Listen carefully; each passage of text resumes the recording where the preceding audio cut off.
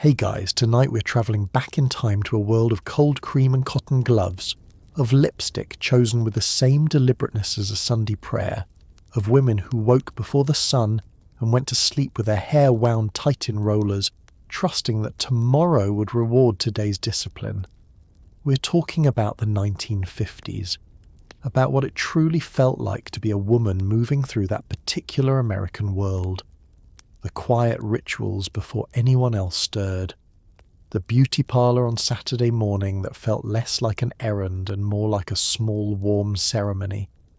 The rules, some written and some simply understood, that shaped how a woman sat, walked, spoke, poured tea, answered the telephone, and presented herself to the neighbourhood.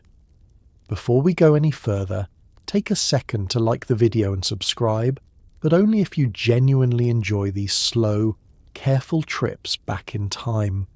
And please drop a comment telling me where you're watching from and what time it is.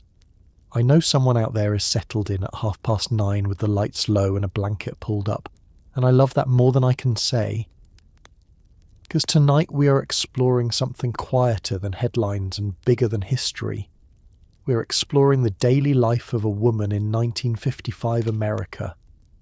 Not the version from the magazine advertisements, though we will spend time there too, but the real version. The one that smelled like cold cream and hairspray and laundry dried in the sun. Have you ever wondered what a Tuesday morning actually felt like in 1954, before the rest of the house was awake? What did a woman see when she sat down at her vanity in the dark, lamp glowing soft and gold, and began the slow, quiet work of preparing herself for the day? What did it feel like to sleep in rollers every single night, not as a punishment, but simply as what you did, the way your mother had done it, and her mother before her? What did the beauty salon smell like on a busy Saturday? That layered mixture of ammonia and shampoo and hairspray and somebody's perfume from the appointment before yours? What was it like to own exactly 3 shades of nail polish and treat each one with the seriousness of a formal decision? Did women enjoy these routines or simply carry them, the way you carry something heavy for long enough that you stop noticing the weight? What did it feel like to know the rules, all of them? The ones about how to sit and how to serve and how to move through a room, and to follow them not out of fear, exactly, but out of something more complicated, something closer to pride. And just like that, it is 1955. The bedroom is cool and still. The lamp on your vanity is already on. Somewhere downstairs, the coffee has begun to perk. Your rollers are still in. Your cold cream jar is waiting. And the day, with all its quiet requirements, is just beginning. Let us start with the morning, before the children stir, before the coffee finishes percolating, before the world outside the window shifts from deep grey to pale gold. This is the hour that belongs to you alone, and you have learned, over years of practice, to protect it the way you protect anything precious and fragile. You slip out of bed carefully so as not to disturb your husband, your feet finding the cool floorboards, your robe pulled close against the morning chill.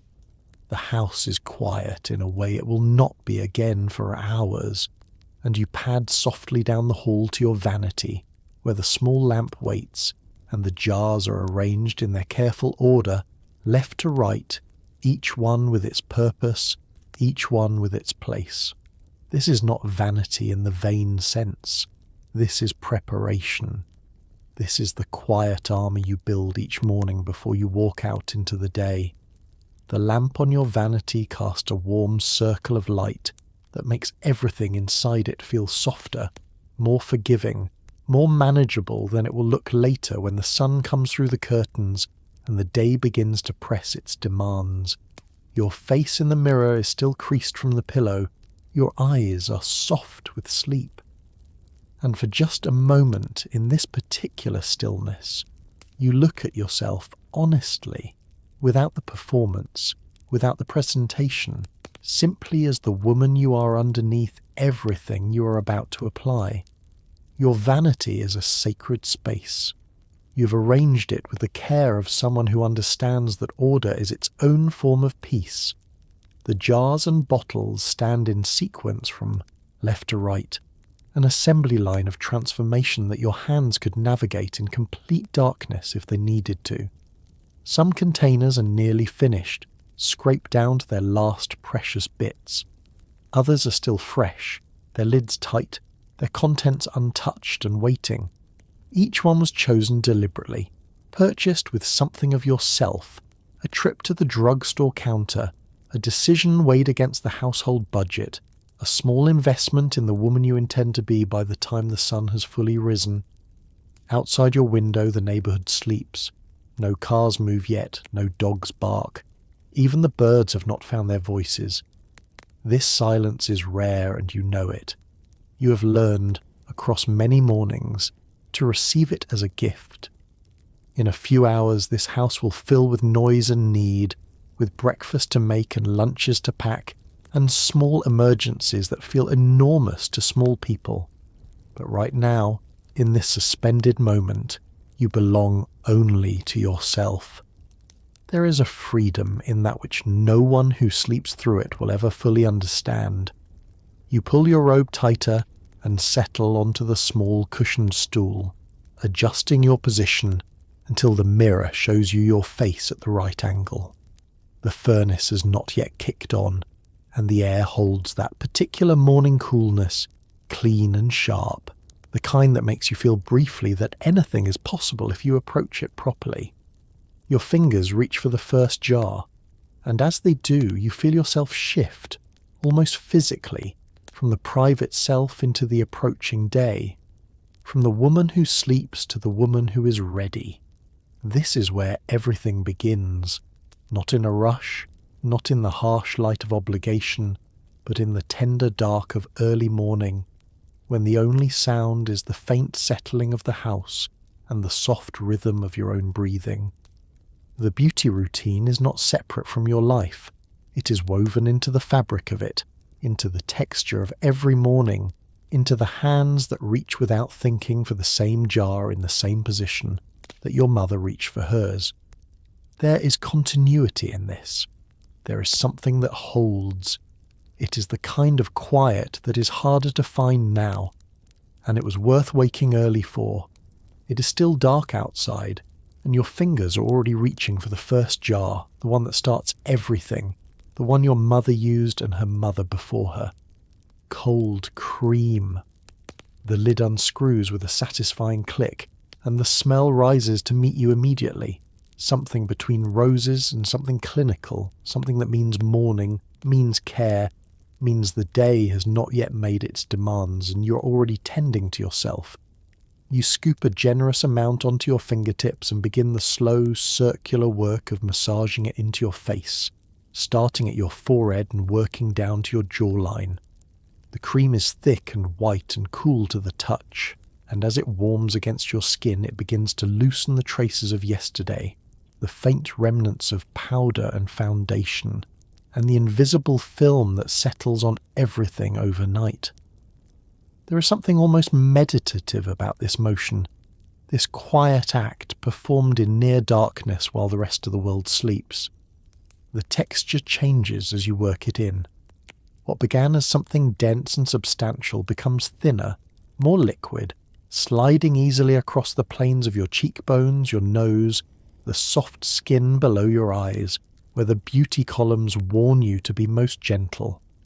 You press your fingertips lightly into your temples, and then move in slow outward circles, the way your mother demonstrated once on her own face, leaning close to the bathroom mirror, explaining without words that this was how it was done, that this was what women did, and that someday you would do it too. You work the cream down your neck as well, because the magazines are very clear on this point. A woman can have a beautiful face and still betray herself with a neglected neck. The skin there is delicate, susceptible, quicker to show what the years are doing than the face it sits beneath. You massage the cream upward with firm strokes that refuse to allow gravity any additional advantage. This is not pessimism. This is simply what maintenance looks like. When your face and neck are both covered, white and slightly ghostly in the lamplight, you pause for a moment and let the cream do its work. The reflection in the mirror looks strange, blurred, transformed into something not quite recognizable as yourself. But you know this is temporary, just one stage in a process that has a shape and a sequence, and at the end, a result. You reach for the soft washcloth folded neatly beside the basin, the one you prepared last night, because preparation is its own kind of care. What strikes you, even now after so many mornings of this, is the continuity of it. Your mother used cold cream. Her mother used cold cream. Somewhere in this jar is a thread that connects you backward through time to women who also rose in the dark and tended to themselves before anyone else was watching. There is comfort in belonging to that line of women. There is something quietly dignified about the repetition itself, about the fact that you are doing exactly what women have always done, in exactly the kind of private early hour that no one else witnesses or accounts for. You could describe it as routine, but that word flattens something that feels, in the lamplight at 5:15 in the morning, more like devotion. The cold cream jar is heavy in your hand. The lid clicks back into place with the same satisfying sound it always makes, and you reach, already, for what comes next. The cold cream has done its work, and now comes the part that wakes you more fully than any alarm clock ever could. You lean over the basin and cup your hands beneath the tap, and the water that comes out is cold enough to make you catch your breath. The first splash steals something. The second makes your eyes water. By the third, your skin has tightened and flushed, and you feel, in the truest sense, awake. This is deliberate. You were taught to rinse with cold water, never warm, because cold water closes the pores and encourages firmness. Whether this is science or simply beauty folklore passed down through so many generations that it has become indistinguishable from fact, you do not question it. You do it because it is what you have always done, what women do. You pat your face dry with a towel pressed and folded by your own hands, and your reflection stares back at you clean and bare and briefly, quietly, your own. The sound of water in this early hour is particular, a soft rushing that fills the small bathroom and seems to make the silence around it more noticeable rather than less. You splash again, leaning deeper over the basin, and the cold runs down your neck and dampens the collar of your nightgown, and you pay it no mind because this is simply part of it, one of the small, ordinary discomforts that accompany the ritual.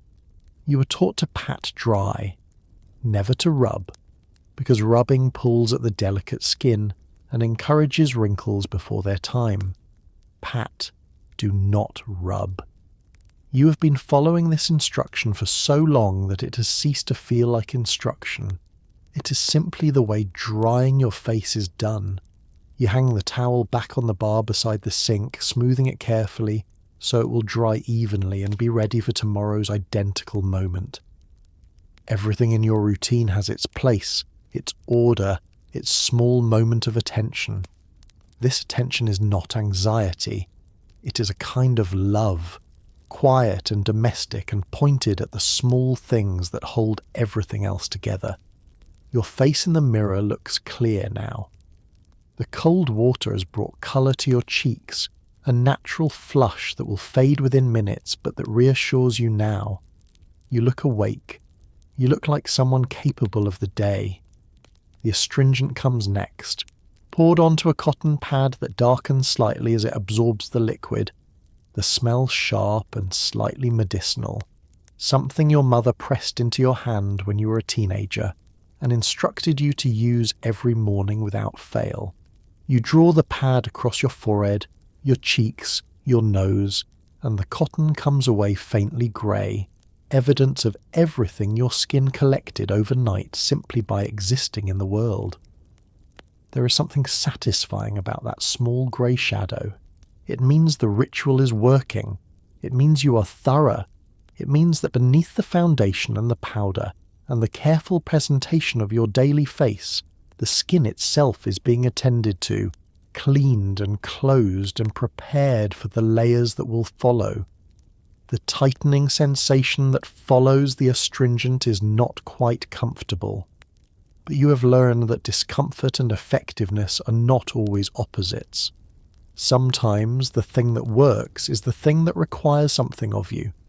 Cold water, a bracing splash, the sharp medicinal sting that means your pores are closing and the day can properly begin.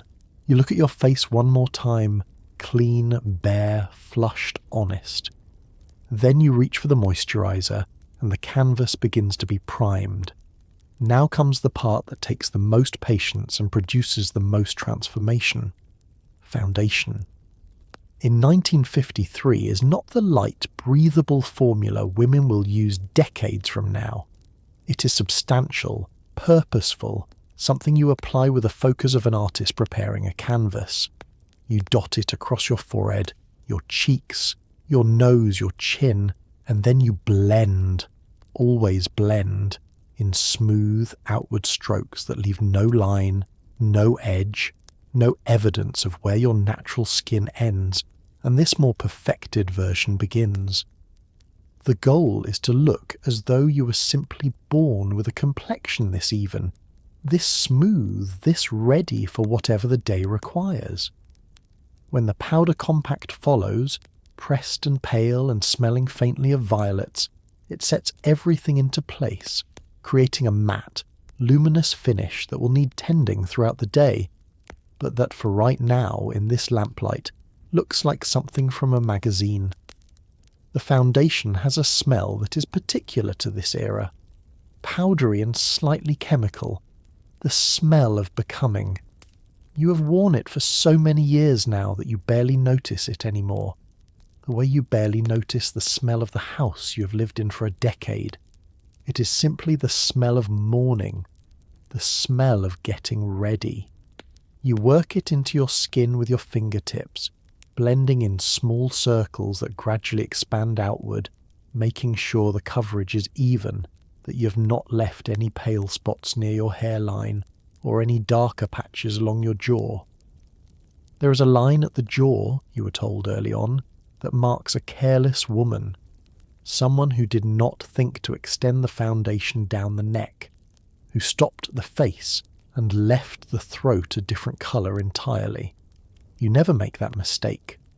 You blend down past the jawline and into the throat, making sure the transition is invisible, making sure no one can identify the edge of where you end and the makeup begins. The skill lies in the seamlessness, in making effort look effortless. Under your eyes, where the shadows gather from 2 short nights and 2 long mornings, the foundation fills in gently. You do not push too hard here, because this skin is thin and delicate and responds poorly to pressure. You tap, you blend, you soften. The shadows do not disappear entirely, but they become something more manageable, something that, in the right light, could be mistaken for simply the contour of your face rather than evidence of what keeping a household actually requires of a person. The powder compact is one of your most treasured possessions, silver-plated, engraved with your initials, given to you on your first anniversary with a thoughtfulness that still moves you when you think of it. You open it with a satisfying snap and dip the velvet puff into the pale, smooth powder inside. You tap the excess away and press it gently across your face, setting the foundation, eliminating any shine, creating a finish so smooth and matte that the skin beneath it seems almost to have disappeared and been replaced by something polished and cool and absolutely ready. You use a fluffy brush to sweep away the excess, and you close your eyes for a moment as it moves across your cheekbones, because the sensation is gentle, almost luxurious, one of the few purely pleasant moments in a routine that is mostly discipline. The woman in the mirror when you open your eyes looks composed, finished, put together in the way that the morning requires, the canvas is complete. Now comes the artistry. A woman without lipstick, it was understood, was not fully dressed, not fully herself, not fully ready to walk out the front door and meet the day on its own terms. You have several shades lined up on your vanity, but your hand reaches most mornings for the same one, a red that is neither too orange nor too blue, a red that means business without being theatrical, a red that your mother would approve of.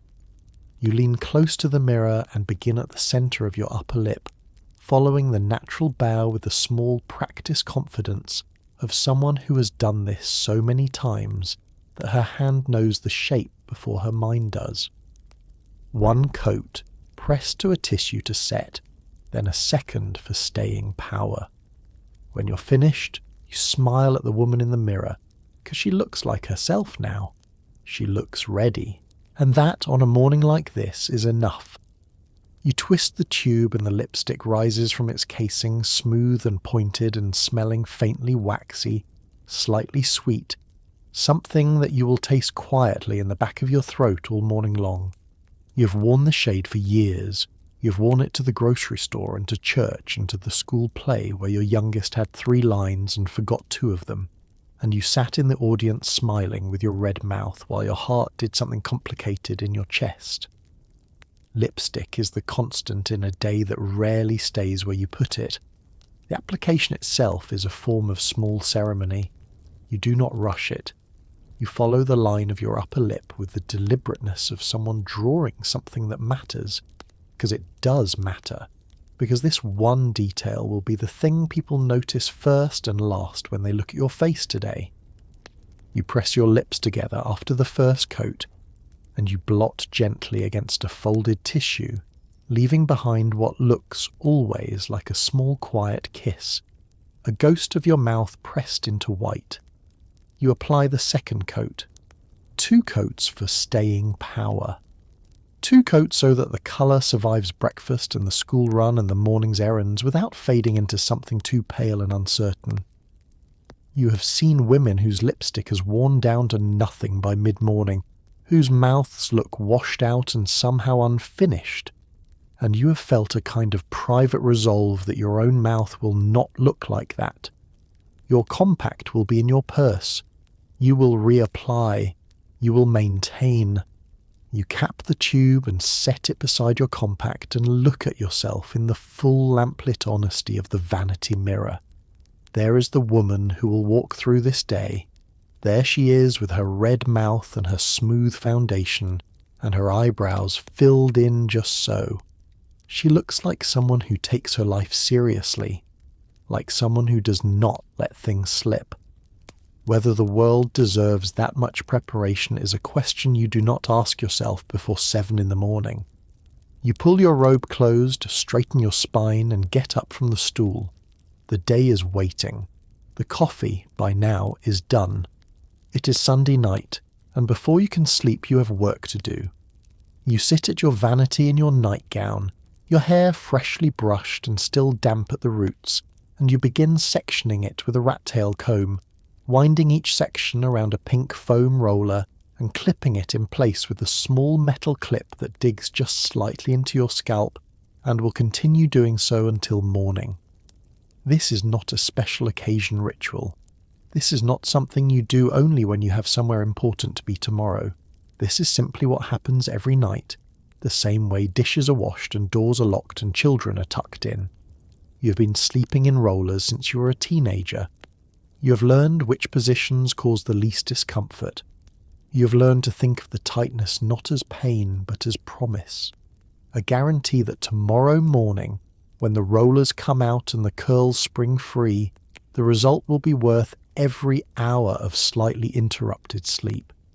The process takes close to half an hour on a good night, longer when the humidity is high or your hands are tired or both. You work methodically, starting at the crown and moving downward, each section wound with a consistency your hands have learned from years of repetition. Larger rollers near your face for soft, loose waves that frame your features without overwhelming them. Smaller rollers on top for lift and volume. The very smallest ones reserved for any tendrils you want tight and defined. It is a system, and like all systems maintained over a long period of time, it has become so familiar that your hands do the work while your mind is somewhere else entirely. Your husband is already asleep.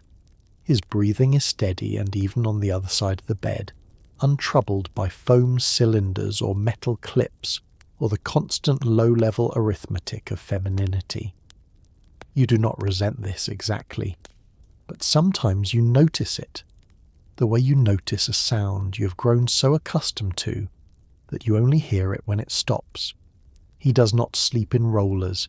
He does not calculate which positions will preserve the set. He simply sleeps, and in the morning his hair will do whatever it does and no one will remark upon it either way. You tie a silk scarf over your head when the last roller is in place, a small, floral one that sits cheerfully over the whole strange architectural structure, doing its best to make you look less like someone who's forgotten how heads are supposed to look.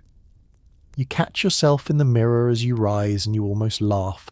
This woman with the scarf and the nightgown and the rollers, this private version of yourself that only the house ever sees. Tomorrow morning she'll be gone, replaced by someone polished and smooth and ready. Tonight she is real and slightly absurd and very tired.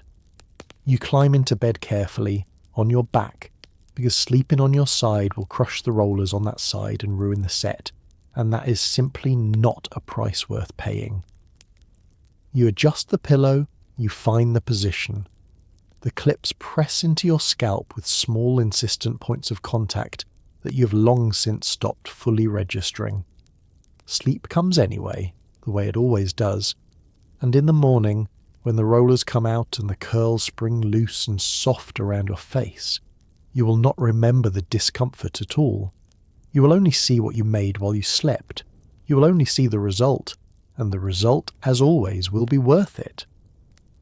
There is a saying, though no one seems quite sure where it originated, that a woman's eyebrows are the most important feature on her face. They frame your eyes, communicate emotion before you speak, give your face structure and intention, and a particular kind of authority. In 1955, the fashionable eyebrow is thin, high-arched, shaped with a precision that requires both skill and a fairly high tolerance for discomfort. You plucked yours years ago following the style of the time, and now you maintain that shape with the seriousness of someone tending a garden, tweezing away any stray growth that dares appear between your weekly attention. This morning you're not plucking but filling, drawing light feathery strokes along your brow line with a slim brown pencil that has been sharpened so many times it is now barely longer than your finger. You rest your elbow on the vanity to steady your hand because this requires steadiness, this thin line of pigment that must follow the arch precisely and then stop. Not too long, not too short, not too dark, not invisible.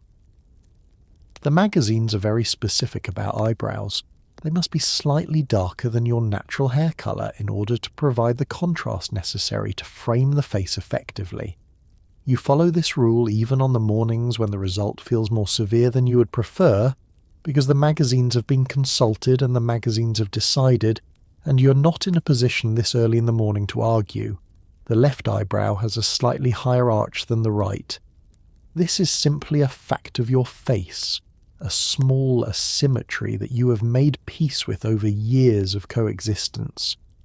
You fill in the right side with additional strokes, building it up carefully until both brows sit at approximately the same height, until the mirror shows a face that looks balanced and intentional.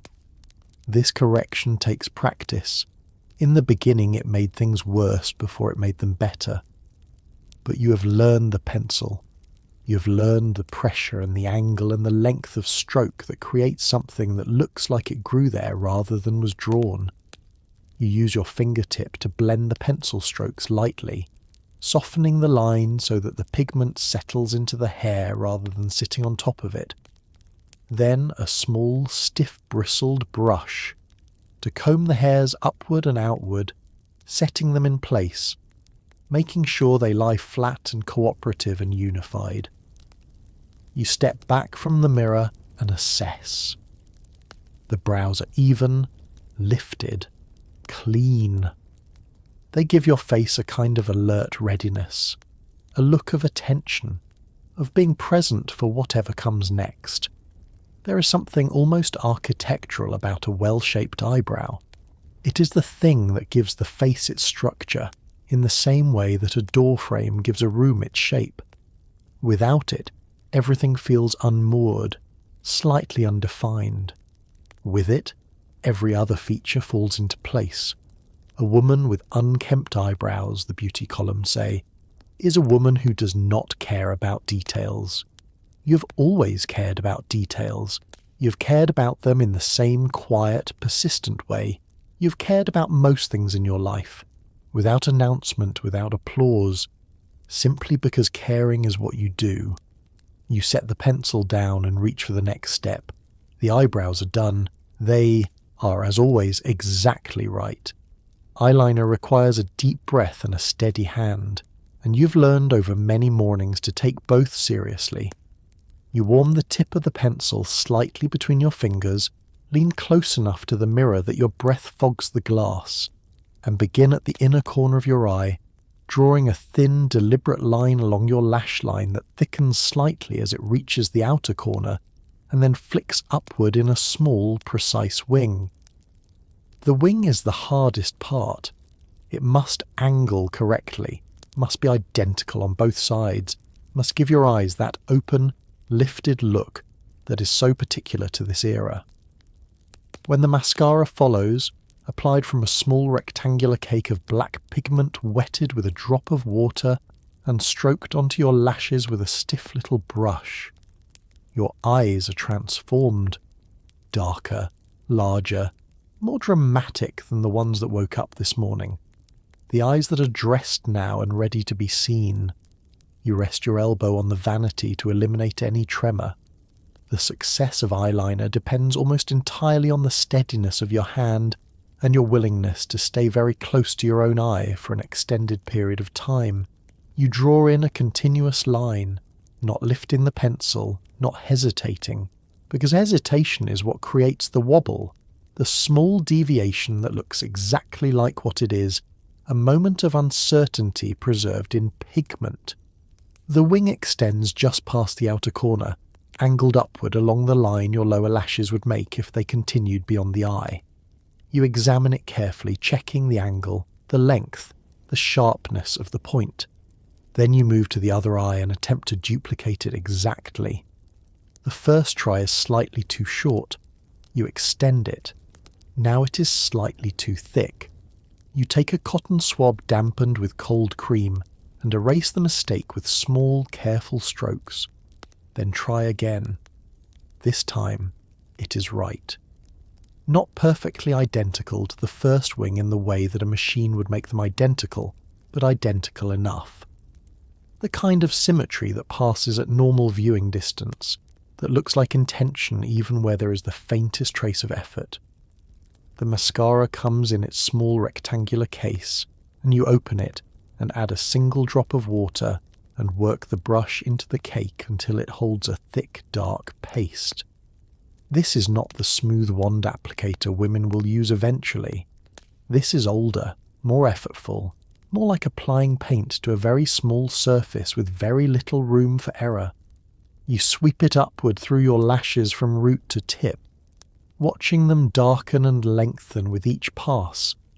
Between coats you use a small metal comb to separate the lashes, to prevent the clumping that marks an amateur, to ensure that each lash remains distinct and individual and deliberately arranged. 3 coats, you always use 3. The first darkens, the second builds, the third finishes, creates the drama, gives your lashes the weight and presence that makes your eyes the focal point of your face. You blink slowly and look at your reflection. There they are, your eyes, framed and finished, ready to look at the world with clarity and intention. It is remarkable every time how much difference this one step makes, how completely it changes the face. You wipe a small smudge from beneath your lash line with a tissue corner, sharp and careful, removing the evidence of effort and leaving only the effect. That is, after all, the whole point. Before the dress goes on, before the stockings are smoothed into place, there is the girdle, a garment that requires patience and a certain resigned determination to put on each morning.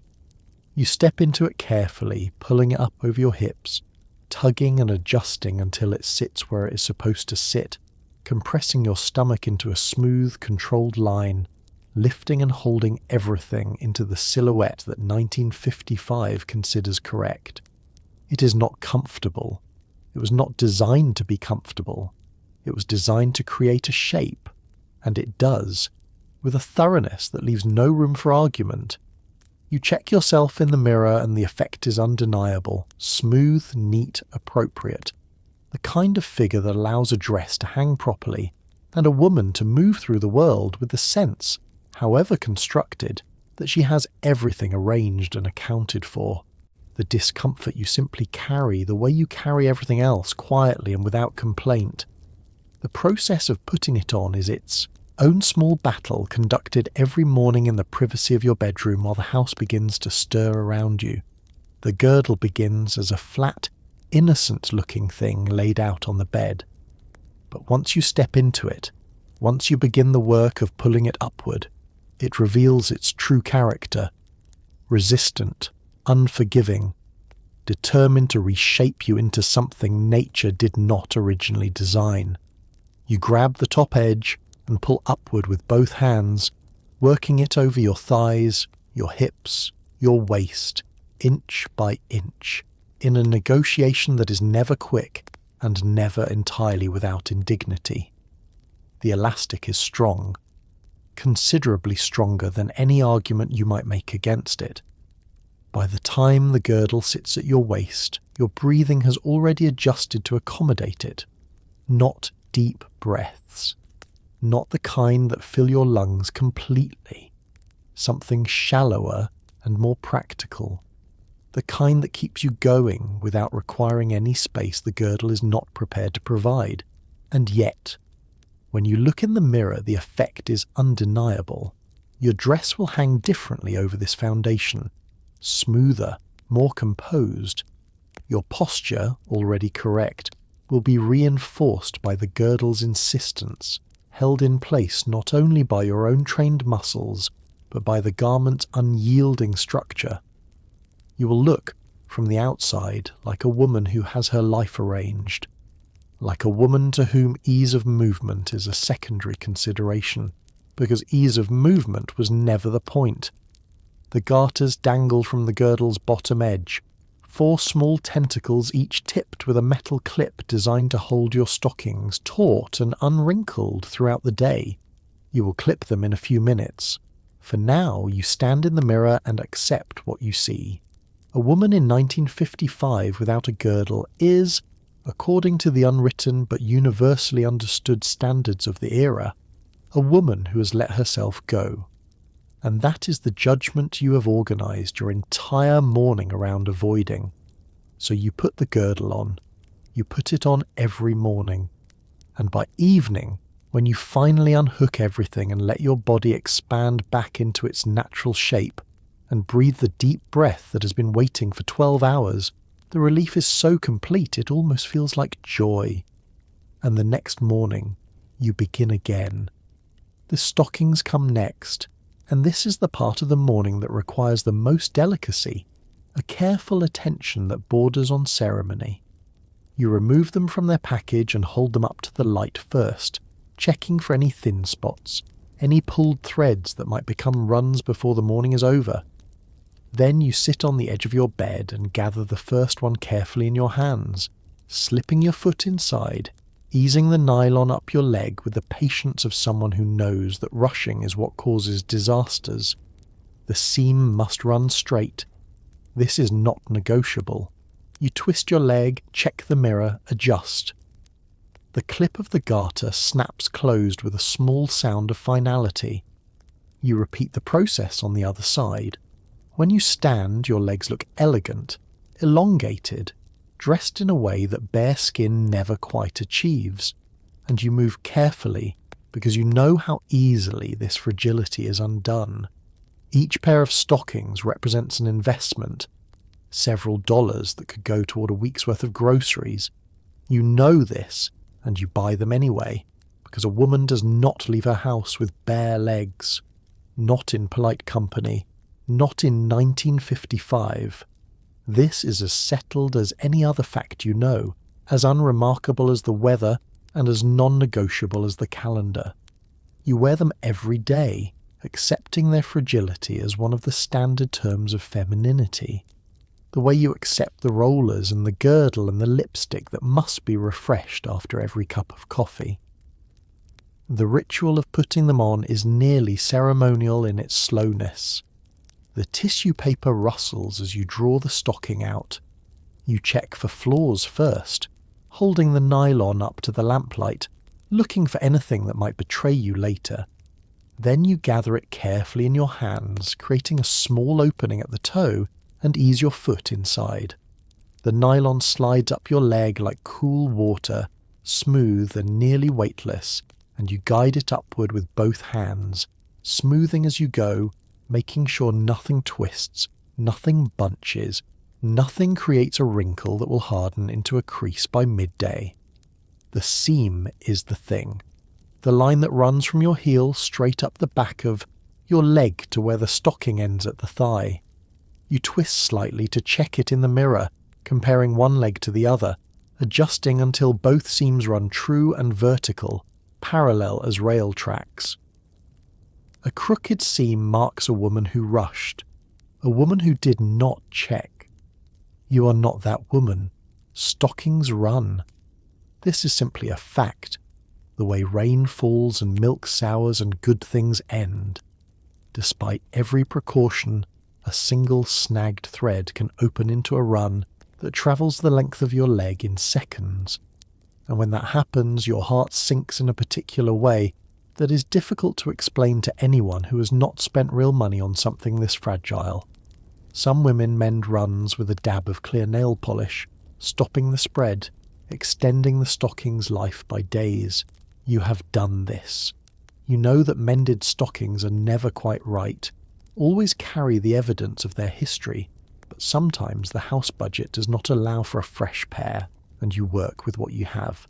You stand and smooth your skirt. You do not cross your legs at the knee when you sit. You avoid rough surfaces and splintered wood and anything that reaches.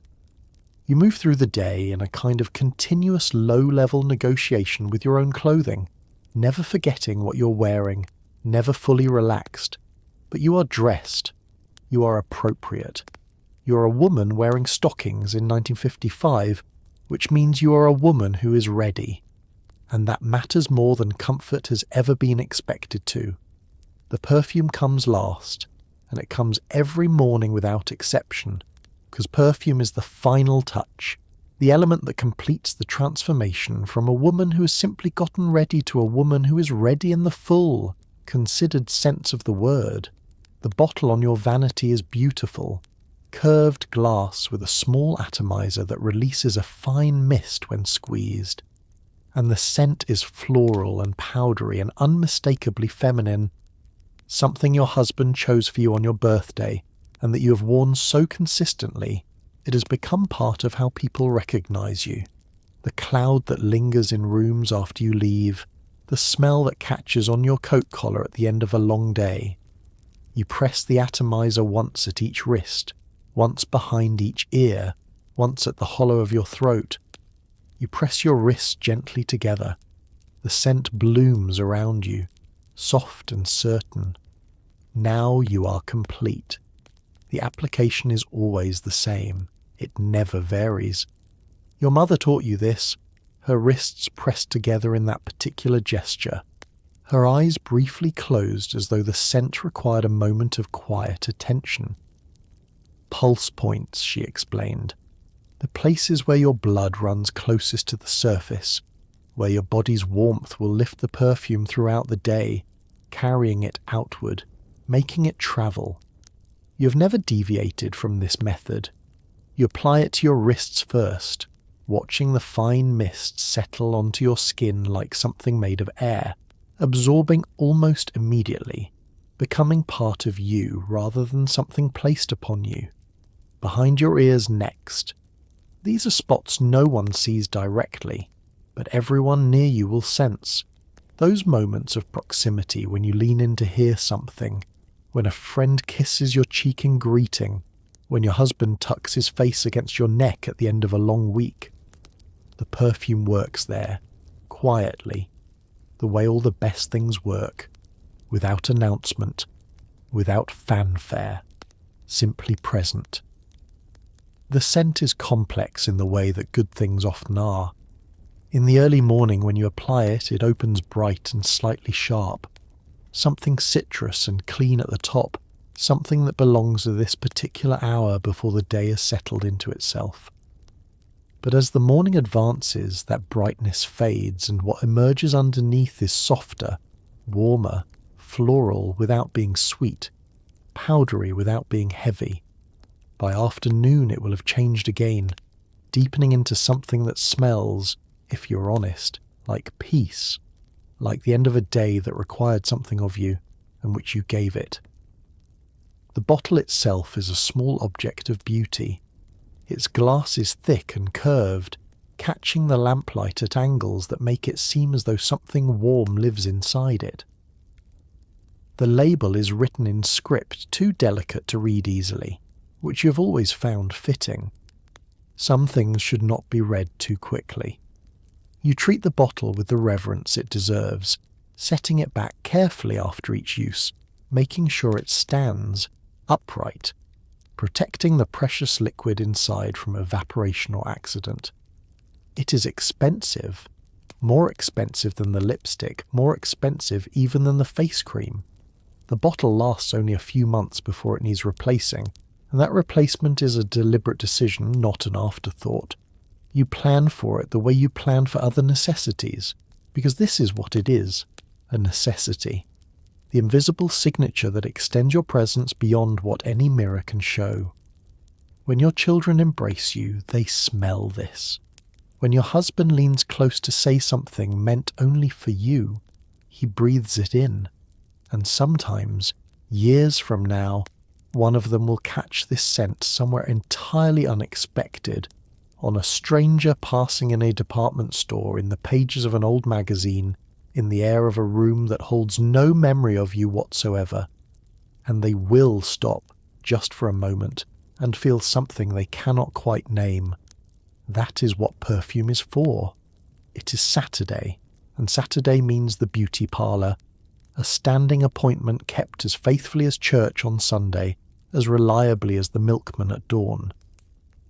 You push open the glass door of Betty's beauty salon, and the small bell overhead chimes to announce you, and the smell hits you immediately. That distinctive layered combination of ammonia and shampoo and hairspray, and someone's floral perfume lingering from the appointment before yours. The room is warm, almost tropically so, and it hums with the particular sound of a place where transformation is happening in multiple chairs simultaneously. The walls are soft mint green. The floors are black and white checked linoleum worn smooth from years of footsteps. The mirrors are large and multiply the room, and every surface gleams with chrome and light. You are not anonymous here. The receptionist looks up and knows your name before you speak it. And somehow that small thing, that being known, feels like the whole point. The pink and white striped awning above the entrance flutters in the morning breeze as you arrive, a cheerful flag marking the territory. You've walked past this awning on mornings when you had no appointment and felt a small, specific pull toward it, the way you might feel pulled toward a house where people you love are gathered. The salon is more than a building. It is a weekly destination, a fixed point in the week's geography around which other things arrange themselves. The interior gathers you in. It is warm in the way that places are warm when they are being actively used by multiple people, a collected warmth, layered and slightly humid. The warmth of hairdryers and bodies and the chemical processes happening at several stations simultaneously. The styling stations line one wall in a row, each one a mirrored alcove with its own black vinyl chair, each counter arranged with a particular stylist's particular logic.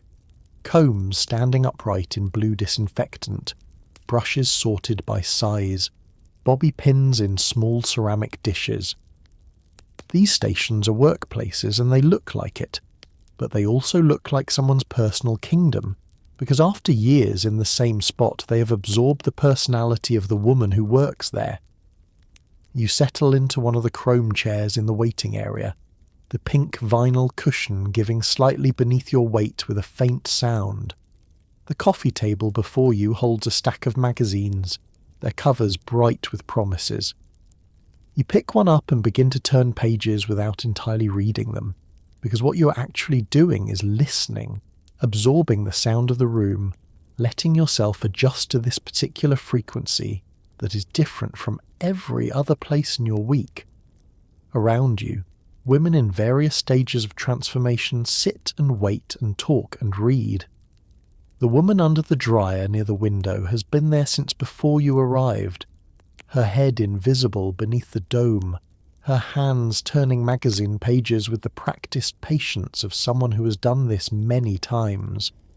The woman in the chair closest to you has her hair wound in rollers so precisely placed they could be architectural. The stylist working on her talks continuously, warmly, the words not quite audible over the dryer's roar, just a soft, reassuring cadence of sound. The receptionist writes your name in the appointment book with a satisfying scratch of pencil. You're expected. You're on the schedule. You belong here this morning in a way that feels different from belonging to your house, or your family, or your neighbourhood, because this belonging is chosen and weekly and entirely your own. In 10 minutes your name will be called. You turn another page. The room hums around you, and you feel already the particular ease that comes from handing yourself over to someone capable. Doris has been doing hair in this town for 15 years, and she knows things about you that you sometimes forget about yourself. She asks after your daughter's piano recital, the one that happened 3 weeks ago, and you feel the warmth of being remembered, of having your small life treated as worth keeping track of. She fastens the cape around your neck, that familiar fabric with its faded pink flamingos, and begins combing through your hair with firm, gentle hands, lifting a section here, checking the ends there, already planning the approach she will take today. She's an artist in the truest sense of the word, except that her canvas moves and worries and has opinions and sometimes changes its mind halfway through.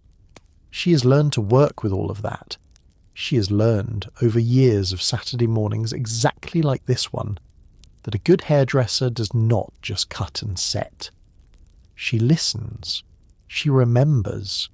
She makes the chair feel like a place where it is safe to tell the truth. Her station is her domain entirely. Everything in it has its place, arrived at through 15 years of repetition and preference, and she can reach any item without looking, her hands knowing the geography of the counter the way you know your own kitchen in the dark. The combs stand in their jar of blue disinfectant, the brushes hang sorted by bristle stiffness, and in a small ceramic dish shaped like a seashell, the bobby pins wait in a loose, comfortable pile from which her fingers can pluck exactly one whenever one is needed.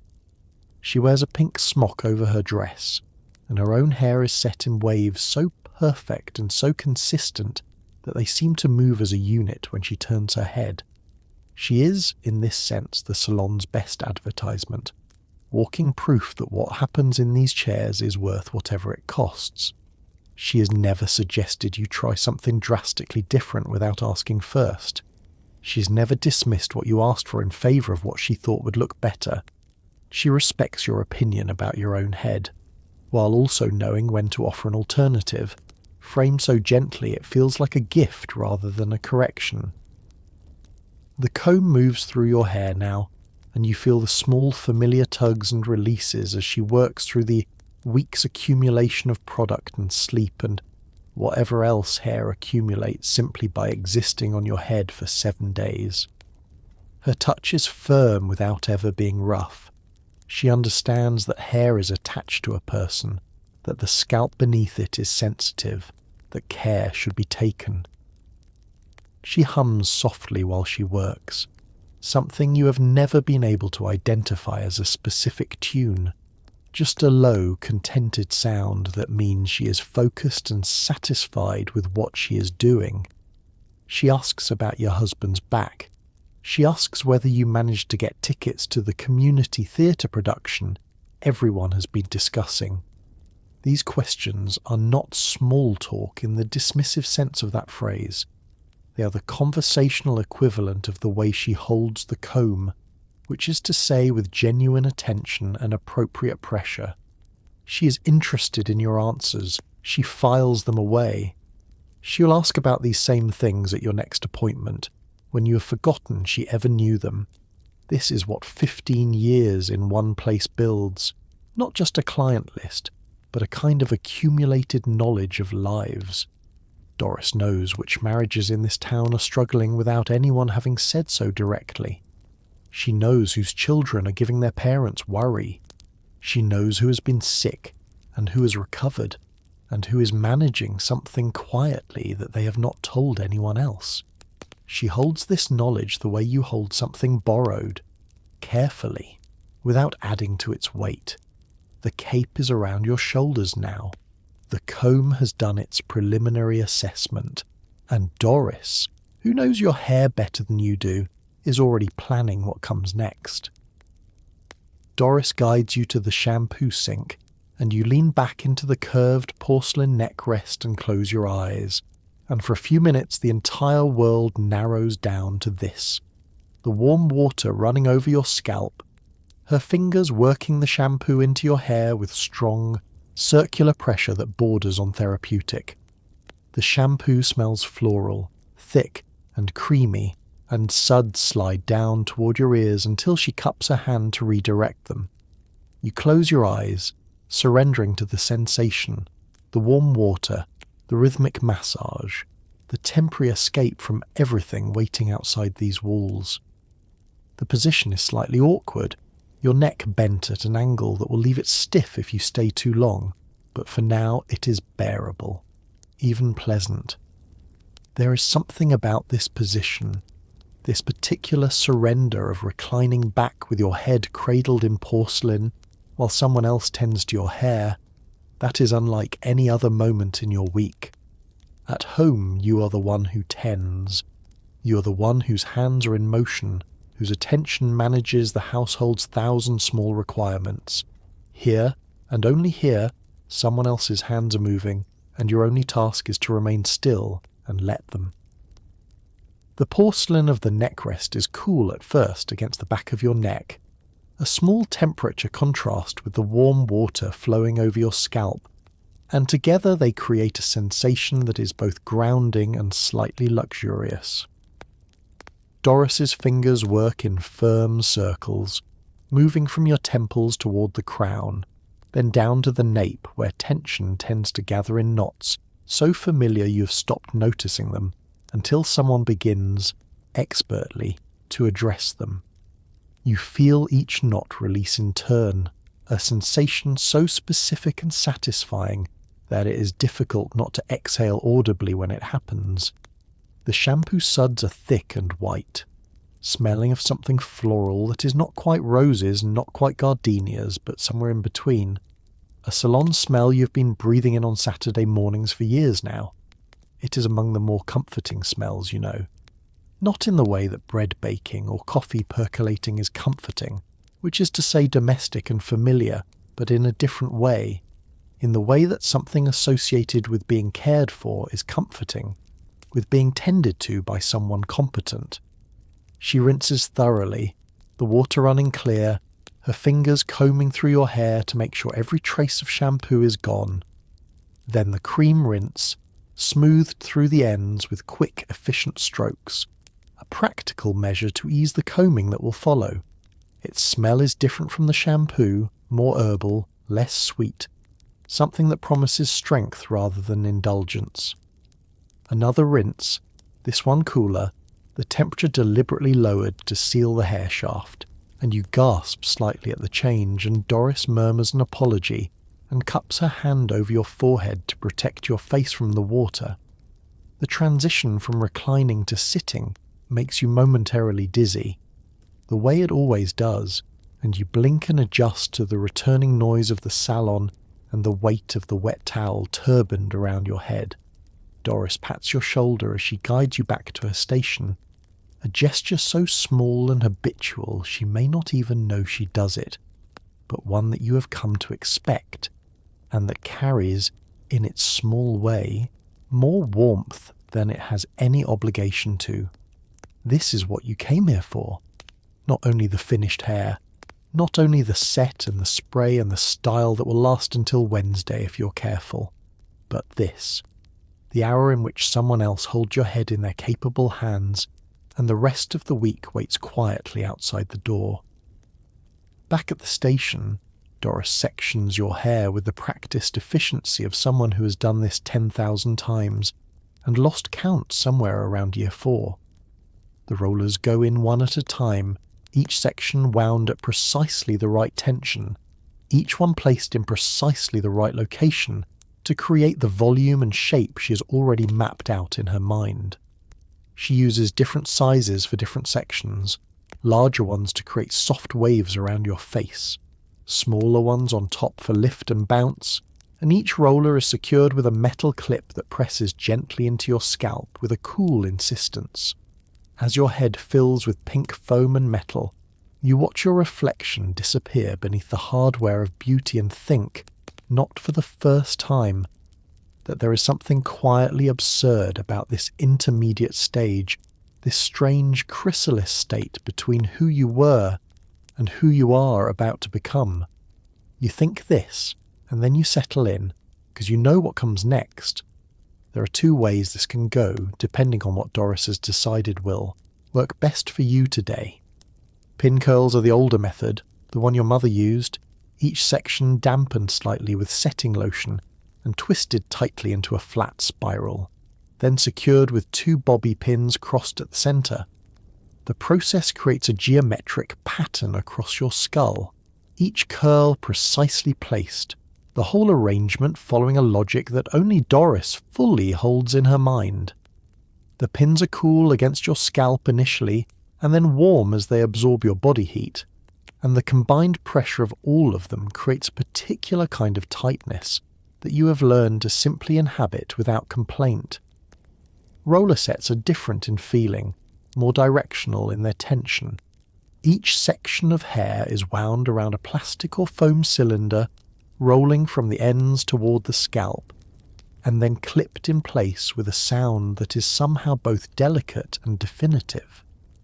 After 20 or 30 rollers, your head has become something architectural, something that would look alarming to anyone who stumbled upon you midway through and did not understand what they were seeing. The rollers add weight, pulling your hair toward whatever direction Doris has designated as the correct one for this week's style, and by the time the last one is in place, your neck aches slightly, and your back has adjusted to accommodate the new centre of gravity. You watch in the mirror as your familiar face becomes increasingly framed by foam cylinders and metal clips, the proportions of your reflection shifting into something strange and provisional. This is the part of the process that requires the most trust, not trust in Doris's technique, which you stopped questioning years ago, but trust in the process itself, in the understanding that this uncomfortable and slightly ridiculous intermediate state has a destination, and that the destination is worth the journey. Doris works without hurry, but also without waste, each movement purposeful, her hands finding the next roller without searching, clipping each section without double-checking. She hums the same unidentifiable tune she always hums, which you have come to understand as a sign that she is satisfied with how things are going. When the last roller is placed and the last clip is closed, you are committed. There is no comfortable halfway point. You're either doing this or you are not, and you are doing this, the way you've been doing this every Saturday for as long as you can remember. You adjust slightly in the chair, you arrange your hands in your lap, and you wait for Doris to guide you to the dryer, where the next phase of transformation will begin in earnest. Doris lowers the dome over your head and flips the switch, and the machine roars to life with a sound like distant, benevolent thunder, blasting warm air in all directions, and just like that you're enclosed, isolated, wrapped in heat and white noise. The rest of the salon reduced to a pantomime visible through the gap between the dome's edge and your lap. The women at adjacent stations become figures in a silent film.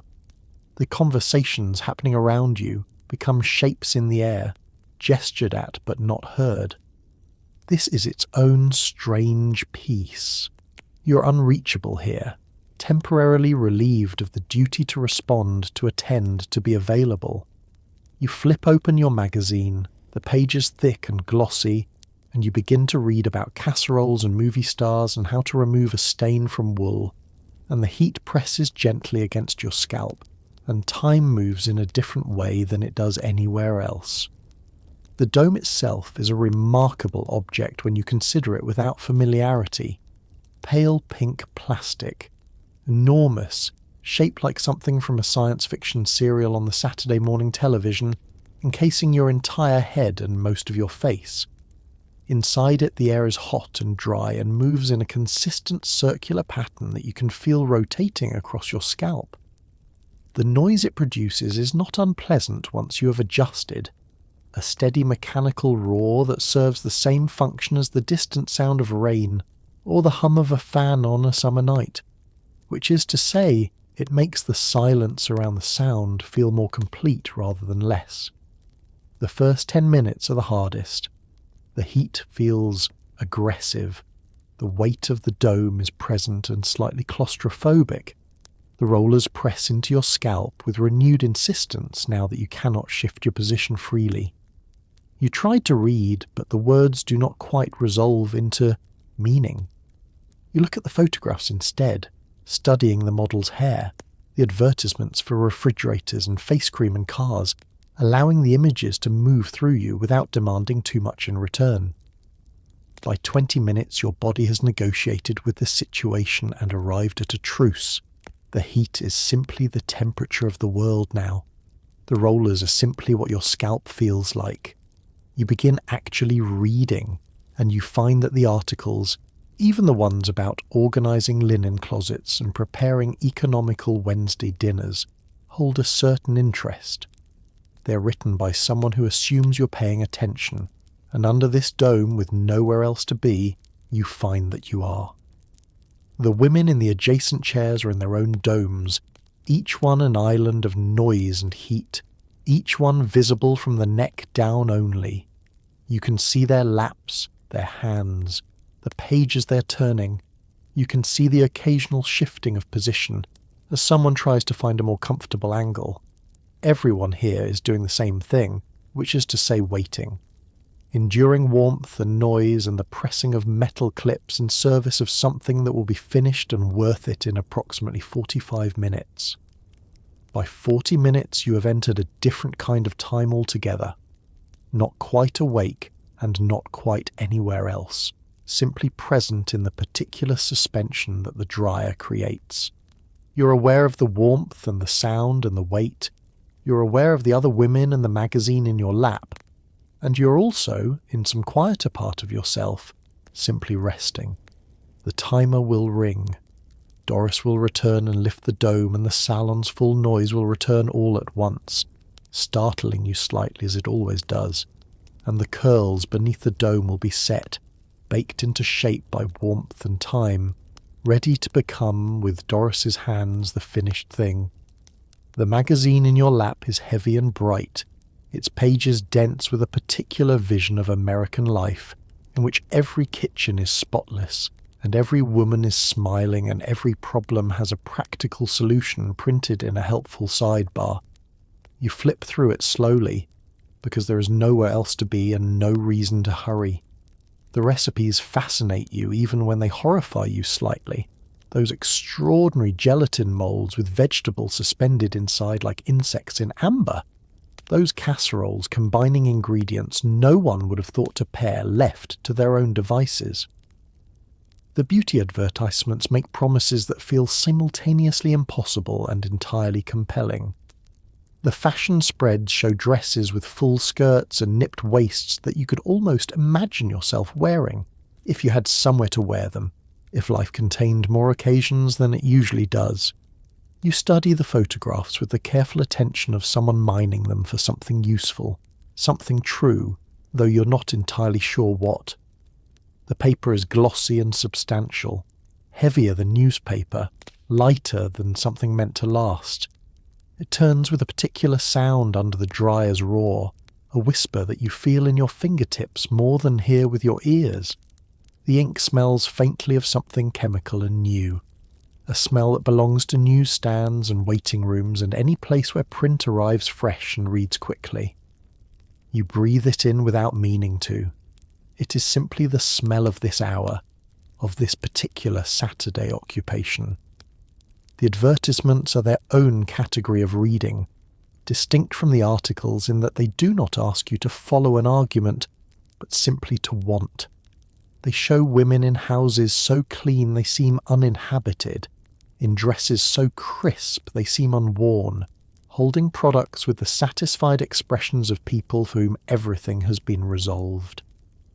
A woman kneels beside her washing machine with an expression of such genuine delight that you feel briefly looking at her as though laundry might genuinely be a source of joy, rather than simply a recurring obligation.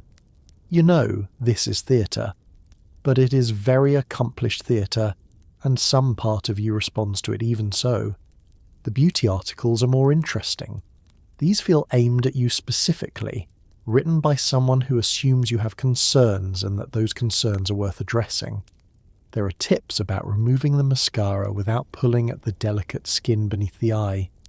There is a column about which lipstick shades will be most fashionable this autumn, accompanied by illustrations of lips in various shades of coral and berry and deep red. There is a piece about caring for your hands through the winter months, which acknowledges without irony that your hands do a great deal of work that is not conducive to elegance, and then offers practical remedies for the inevitable roughness. The fiction is there too, short stories about women navigating complications, about marriages tested and restored, about choices made and reconsidered. These follow patterns you've read before, move through territory that is familiar, but they accompany nonetheless, voices that speak in a register you recognise, about concerns that are not unlike your own. By the time the timer rings, you've moved through most of the magazine, absorbing more than you will retain, but absorbing it pleasurably, in the way that these minutes under the dome are pleasant despite the heat and the noise and the pressure of the rollers. It is time outside of ordinary time. It is yours. The dome lifts. The full sound of the salon returns, and you blink, adjusting back in the world. Once or twice a year, you sit down in Doris's chair for the permanent wave, and this is an event that requires a different kind of resolve than the ordinary Saturday set. The solution arrives in small glass bottles and smells harsh enough to make your eyes water from across the room, something acrid and chemical and very slightly singed, the smell of molecular change happening in real time. Doris applies it to each section carefully, painting it on with a brush, and almost immediately your scalp begins to tingle, with something that is not quite burning but is not entirely comfortable either. The rods go in, each section wrapped and secured, and your head becomes a strange sculpture of rubber bands and cylinders. Then you wait, counting the minutes, breathing through your mouth to avoid the smell, trusting Doris's timing, trusting that this discomfort is temporary, and that the months of easy curling mornings that follow will justify every moment of it. The decision to get a permanent is not made casually. You discuss it with Doris at the appointment before, considering the state of your hair, whether your last permanent has relaxed sufficiently, whether the timing is right. It is a financial decision as much as an aesthetic one, because permanents cost considerably more than a regular set, and they require a full day rather than an afternoon, and there is always the small but real risk that something could go wrong. You choose Doris for this, in part because she has never gotten it wrong, and in part because trust, once properly established, is not easily transferred to someone new. She has you sit in the shampoo chair first, washing your hair thoroughly to strip away any oils or product that might interfere with the solution's penetration. Then comes the wrapping, each section wound around its designated rod. Smaller rods at the crown for the tighter curls that will give volume, larger ones around your face for waves that frame without overwhelming. Doris works with the focus of someone doing something that matters, talking you through each step, her hands moving with authority, while her voice maintains a steadiness that is itself a kind of reassurance. The solution goes on and the smell fills not just your corner of the salon, but the entire room. Other clients glance your way with the knowing expressions of women who have been through this. Some wrinkle their noses slightly, some smile in a way that is both sympathetic and encouraging. The burning begins almost immediately. That prickling sensation across your scalp that Doris has explained many times is simply the chemistry doing what it was designed to do. Breaking down the bonds in your hair so they can be reformed around the shape of the rods. You sit still. You breathe through your mouth. You count the minutes on the clock across the room, whose pink cattail swings back and forth with implacable regularity. The plastic cap goes over your entire head eventually, sealing in the chemicals and the heat, and you sit in your own private chemical fog, trusting that on the other side of this is the result you have been promised. When it is finally over, when the rods come out and Doris has rinsed and neutralized and rinsed again, when the curls spring free and she begins brushing them into something shaped and intentional, you feel the particular relief of someone who has endured something and arrived on the other side. Your scalp is tender. Your hair smells of chemicals that will linger for days, but the curls are there, bouncy and full, and they will be there for months. You leave tired and transformed, both things equally true. The rollers are out and the curls have set, and now Doris picks up the fine-toothed comb and begins the teasing, back-combing each section in short, firm strokes that push the hair backward toward the scalp, building volume from the inside out, creating a hidden architecture that will support the smooth outer layer of the style. The sound of it is distinctive, a scraping, rasping sound that somehow does not quite hurt, and you watch in the mirror as your hair expands and rises and looks, in this intermediate stage, absolutely chaotic, as though something has gone very wrong. But you have been through this before. You know what comes after. The soft brush follows, smoothing the outer layer over the teased foundation, creating waves and curves that conceal the whole tangled structure beneath. Bobby pins placed invisibly at stress points, then the hairspray, held at arm's length, released in sweeping arcs that create a fine mist settling over your hair like armour. The teasing is its own art, different in character from the cutting or the setting, which are arts of addition and arrangement. This is an art of deliberate disruption, of tangling what would otherwise lie flat, of building a hidden infrastructure that will not be seen but will determine everything. Doris works from the crown downward, lifting each section and pulling the comb backward through it in quick, certain strokes, and with each stroke the section expands slightly, grows fuller, takes on a density that it did not have before. She checks the shape constantly, stepping back to assess from different angles, moving around the chair to see how the volume is distributed, whether one side sits higher than the other. The smell of hairspray when it comes is immediate and unmistakable, sharp and slightly sweet, with an alcohol base that evaporates quickly, leaving behind the polymers that will hold everything in place. Doris holds the can with the practiced ease of someone who has used thousands of them, sweeping it in long arcs across your head, coating the surface in an even mist that settles and tightens almost as you watch. The aerosol hiss is part of the salon's sound vocabulary, as familiar as the dryer and the scissors and the water at the shampoo sink. Layer follows layer. The first coat holds the teased interior in place. The second coat smooths and seals the outer surface. The third, if there is a third, is a guarantee, an additional insurance against the forces that will work against this style throughout the coming week. Humidity, the pressure of a pillow at night, the careless reach for something on a high shelf that will disrupt the crown. Against all of these, the hairspray makes it stand. When Doris finally steps back and lowers the can, she touches your hair lightly with one finger, testing the hold, and nods with quiet satisfaction when it does not yield. She makes one final small adjustment, smoothing a strand near your temple, and then she reaches for the hand mirror.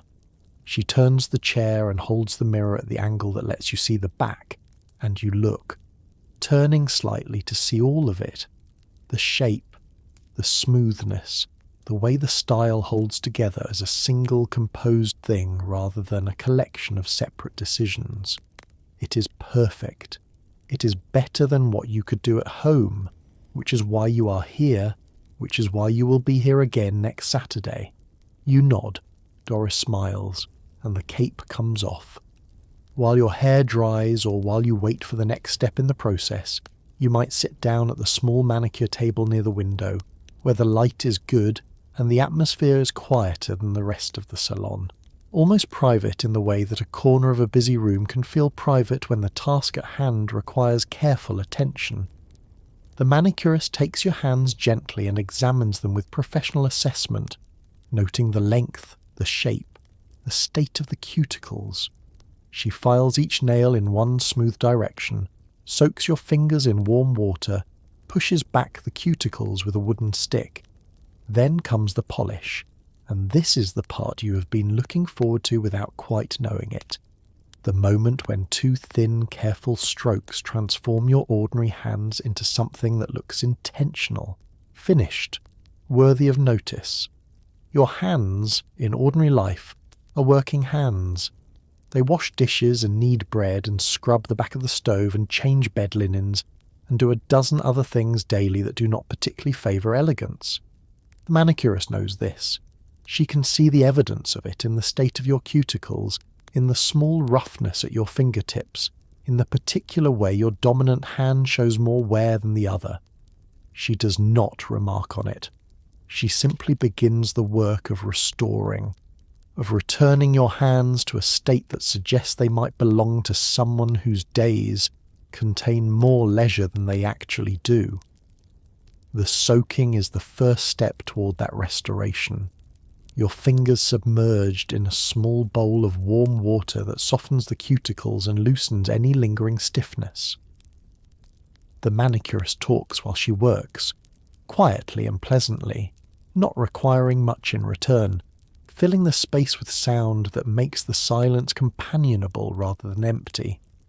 Then the wooden stick, pressing back each cuticle with gentle but firm persistence, exposing more of each nail, creating a clean line where nail meets skin. This is the detail that separates a manicure from simply having painted your own nails at the kitchen table with a towel spread underneath. The precision, the attention to the line. The filing follows, the emery board moving in one direction only, shaping each nail into the same modest oval. Practical enough for a woman who uses her hands, but elegant enough to satisfy the standard of appearance that 1955 requires. The buffing brings out a shine from the nail's natural surface, and by the time the polish goes on, the canvas has been properly prepared. The polish goes on in 3 strokes per nail, always the same sequence. Down the centre, then the left side, then the right. The colour, most often a coral or a red or a soft pink, covers completely and evenly, the brush moving with a steadiness that your own hand at home cannot always match. A second coat deepens the colour. A top coat seals everything, adding a gloss that catches the window light and turns your nails into small polished surfaces that will require you, for the next 20 minutes, to simply sit still and wait. You wait with your hands spread and your fingers slightly apart, breathing on your nails occasionally the way the manicurist has suggested, watching the polish progress from tacky to dry to hard. It is a strange, enforced stillness in a life that contains very little of it. You're not allowed to do anything else, not for these 20 minutes. For 20 minutes, your only job is to let something become beautiful. You pay at the front counter, leave a tip for Doris that acknowledges her skill without overstating your budget, and schedule next Saturday. Same time, same chair. The appointment penciled in with that soft scratch of the receptionist's pencil that sounds somehow like the week being put in order. Then you push through the glass door and the bell chimes behind you and you're back on Main Street. And you are different. Not unrecognisably so, but different in the way a room is different after it has been properly cleaned and the windows have been opened. A version of itself that is elevated, clarified, more precisely what it was always meant to be. You stand a little straighter on the sidewalk. Your head is high. Your hair does not move in the breeze, and the women you pass understand immediately where you have been, because they have been there too, and they give you the small, warm nod of recognition that women exchange when they share a ritual. The walk home is short in distance and long in sensation. Everything you pass is familiar. The hardware store, the bank with its brass fittings catching the afternoon light, the bakery where the smell of something yeasty and warm drifts out onto the sidewalk and makes you slow your pace almost involuntarily. You have walked this route 100 times, but today you move through it differently, with the particular awareness that comes from having just been attended to, from carrying on your head something that required hours and skill and care to produce. The women you meet on the sidewalk notice immediately. They glance at your hair with a quick, practiced assessment of women who understand exactly what they are looking at, who can read the set and the spray and the shape of it, and know not only that you have been to the salon, but approximately how long you were there and what was done. These glances are never rude. They are the looks of recognition, small moments of feminine solidarity that pass between you and the neighbour, and the woman from church and the lady at the dry goods counter, each of them reading your morning's investment in a single second, and acknowledging it with a nod or a word or simply a small shared smile. Men notice too, though differently. Their attention is less specific, less fluent in the language of sets and rollers and hairspray. What they register is the overall effect, the sense that you look polished and taken care of, that you are a woman who tends to herself, and therefore, by some logic particular to this era, a woman who has earned a certain kind of respect. You receive their brief glances without quite knowing what to do with them, feeling at once pleased and slightly self-conscious, visible in a way that is the whole point of the exercise and yet still manages to surprise you. You stop at the drugstore on your way home for a few small things. The clerk behind the counter compliments your hair while counting back your change, and you thank him and tuck the coins into your purse and step back out into the afternoon.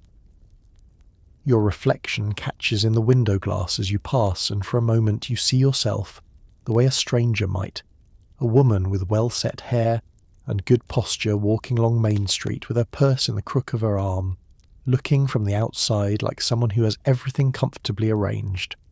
By the time you reach your front walk, the salon magic is still holding. The spray has not yielded to the breeze. The curl is intact, and you know that you will sleep carefully tonight, and tomorrow you will touch things up lightly, and by Wednesday the style will need some domestic intervention, and by Saturday it will be ready for Doris again. The appointment is already in the book. The week has its shape, and you are, for now, exactly as you should look. It is evening now, and the table is set. Not haphazardly, not with whatever was close to hand, but deliberately, the way you were taught. Plates centered and equidistant, silverware positioned correctly to the left and right, glasses upright, napkins folded. Your mother taught you how to set a table before she taught you almost anything else about running a house, because the table was where your family came together, where company was received, where the quality of your domestic life was most visibly on display.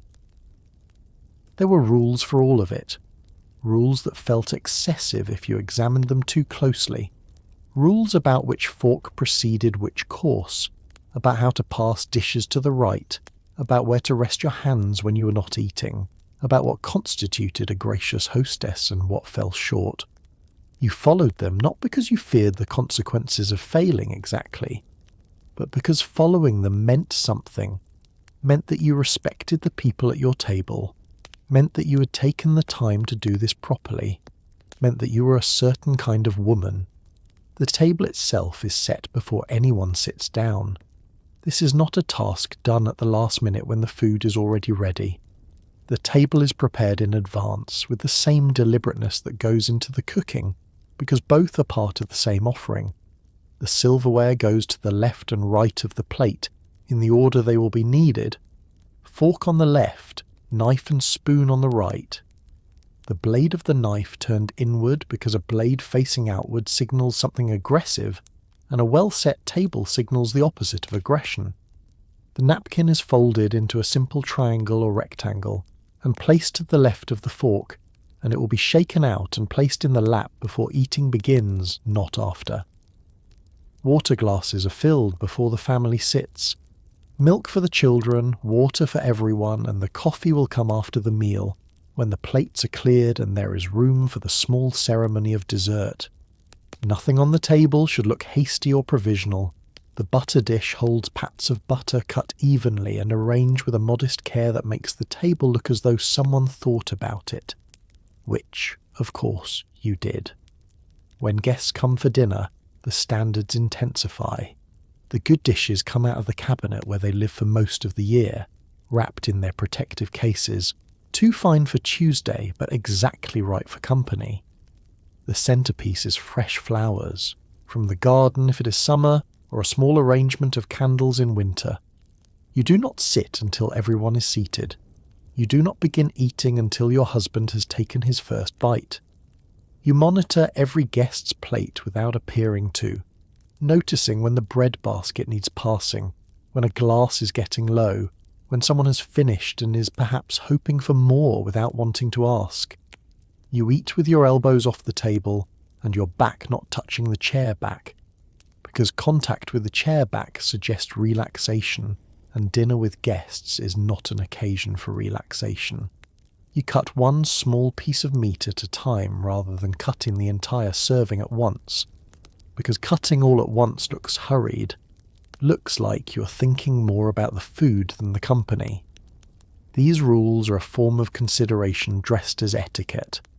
They say, in their quiet way, that the people at this table are worth your attention, worth your discipline, worth every fork positioned correctly in the lamplight of a weekday evening in 1955. Your mother's voice lives somewhere in the middle of your back, between your shoulder blades, pressing forward and upward whenever you begin to slouch. Shoulders back, she would say, and her hand would follow the instruction, pressing you into alignment with gentle but unequivocal pressure. Stomach in, chin level.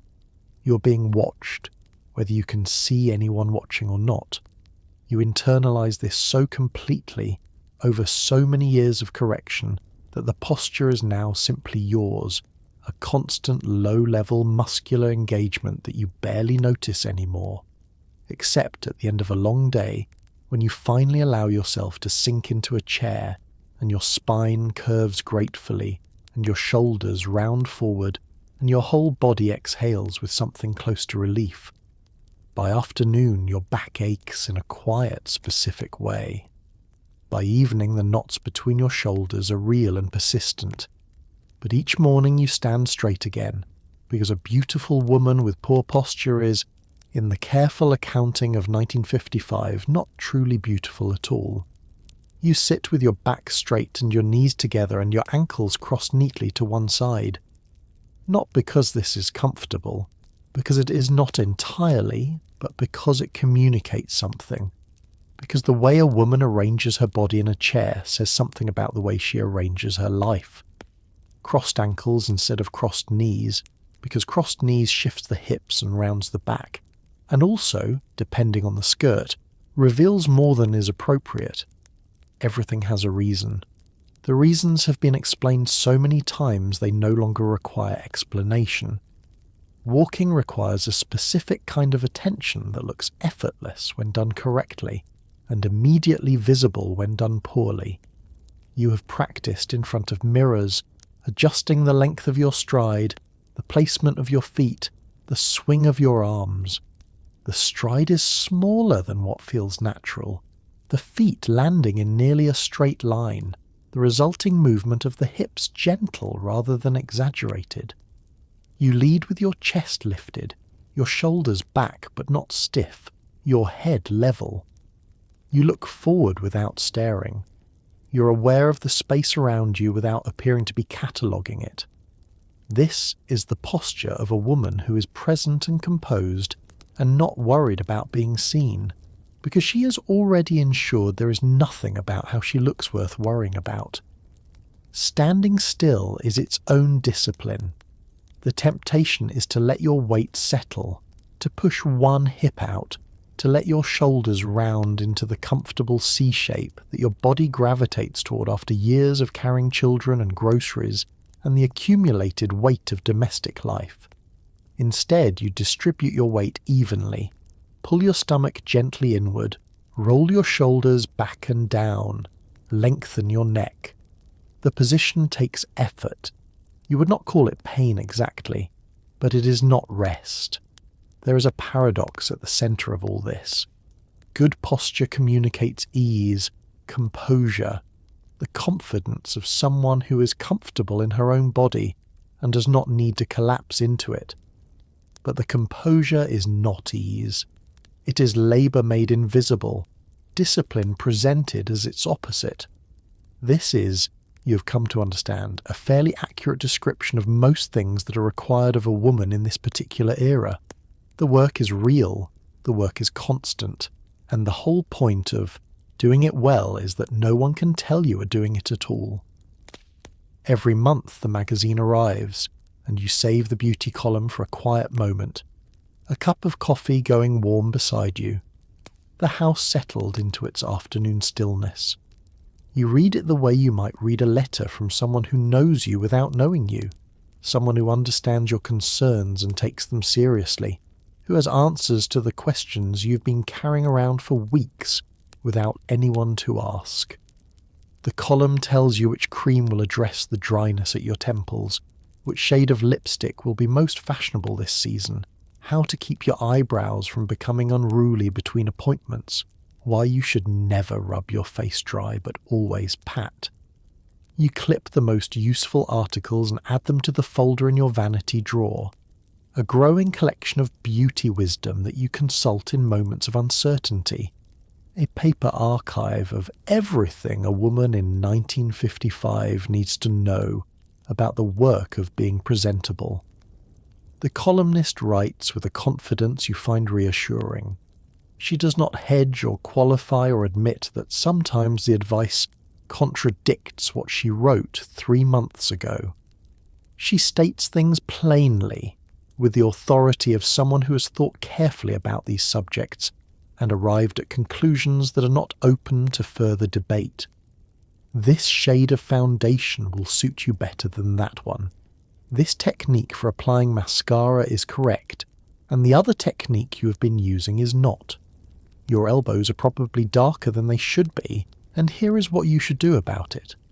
You accept these pronouncements in the spirit they are given, which is the spirit of expertise offered generously and without condescension, more or less. The folder in your vanity drawer has grown thick across the years, its contents organised roughly by topic, the hair sections separated from the skin sections, the makeup advice grouped loosely together, the general beauty philosophy clippings stacked at the back where you find them when you are looking for something specific and discover instead something you had forgotten you saved. You return to this folder the way you return to a recipe box, pulling out what you need for today's particular question, sometimes finding that what you need is something you clipped long ago and have already half forgotten, but that reads, upon rediscovery, as entirely fresh and newly relevant. The column keeps you current. It tells you when eyebrows are getting slightly thicker, when the fashionable lipstick shade has shifted from coral toward red, when a new setting technique is being discussed in the pages of the better fashion publications. You adapt these changes carefully, gradually, never making dramatic alterations but consistently adjusting, the way a compass makes small corrections rather than large pivots. Being current is not vanity in this accounting. It is maintenance. It is the ongoing work of not falling behind, of not giving anyone cause to find you dated or inattentive or someone who has let things slide. The reader letters are your favourite part. Women from other towns writing in with their particular concerns, their wrinkle troubles and their uncooperative hair, and their confusion about whether a certain colour flatters or drains their complexion. You read these with the recognition of someone who has had the same questions and the mild comfort of knowing the questions are universal, that other women are also standing at their vanities in the early morning dark, wondering if they are doing it correctly. The columnist always answers them patiently, specifically, as though each letter came from someone she knows rather than someone she's never met. That patience is, in itself, part of what you're buying with your monthly subscription. It is late, and the house is finally quiet, and you begin the last ritual of the day, the nighttime counterpart to everything you did this morning in the dark.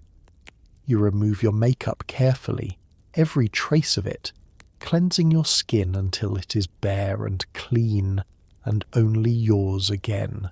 The night cream is richer than the daytime moisturizer, formulated for overnight repair, and you work it into your face with the same slow, circular motions you used with the cold cream this morning, because some rhythms anchor the whole day, give it a shape that feels complete. You brush your hair, the long slow strokes your mother insisted on, feeling the tension of the day gradually dissolve into something quieter. And then, with the careful resignation of someone who has made peace with the necessary discomfort, you wind the rollers back in, clip by clip, section by section, and settle your pillow carefully around them and close your eyes. Tomorrow it will begin again. And somehow, that feels less like repetition than like continuity. The nighttime routine is the mirror image of the morning one, working in reverse order through the same territory, undoing the day rather than building it. You remove the lipstick first, pressing a tissue to your mouth and watching the colour come away, the shape of your lips still visible in the red impression on white. Then the foundation comes off with cold cream, the same jar, the same circular motions, the same white mask, and then the washcloth, and then the cold water, bracing and necessary and familiar. The night cream goes on last, heavier than the daytime formula, settling into your skin with a slow richness that the daytime cream, designed to be light and undetectable beneath makeup, never quite achieves. Your mother told you that 100 strokes of the hairbrush every night would distribute the natural oils from your scalp down the length of the hair, promoting shine and health and the kind of luster that no product can quite replicate. You counted those strokes faithfully as a teenager. Now your hand simply moves through the motion until it feels complete, counting having given way to intuition across so many years of practice. The brushing is meditative in the truest sense of that word. It requires attention to nothing specific. It allows your mind to settle, to loosen its grip on whatever it has been holding tightly all day.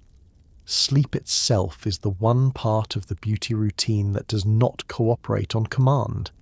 You can apply the cream and set the rollers and choose the nightgown with the most flattering neckline, but sleep arrives on its own schedule, or sometimes refuses to arrive at all. On those nights you lie still and feel the clips pressing into your scalp and listen to the house settle around you, and you think about tomorrow's tasks and yesterday's small failures and whether the pot roast needs to come out of the freezer before morning. Sleep, when it comes, is its own kind of grace. On mornings after a full night of it, the difference is visible. Your face looks plumper, your eyes clearer, the fine lines that gather around your eyes less insistent. This is the one step in the beauty routine that costs nothing, requires nothing except the willingness to protect it against the many things that threaten to steal it. And so you protect it, the way you protect everything that matters in this quiet life, with steady, daily, unspectacular effort. The last light goes out, the rollers press their patient points.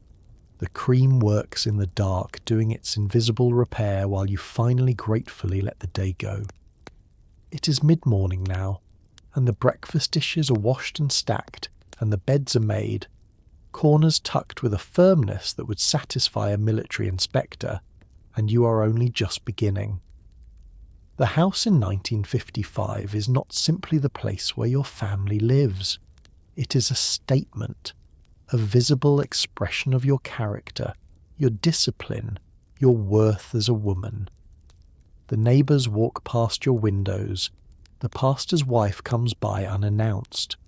Your mother-in-law arrives for Sunday dinner with the particular attentive silence of someone who is noticing everything and filing it away. You know this. You have always known this.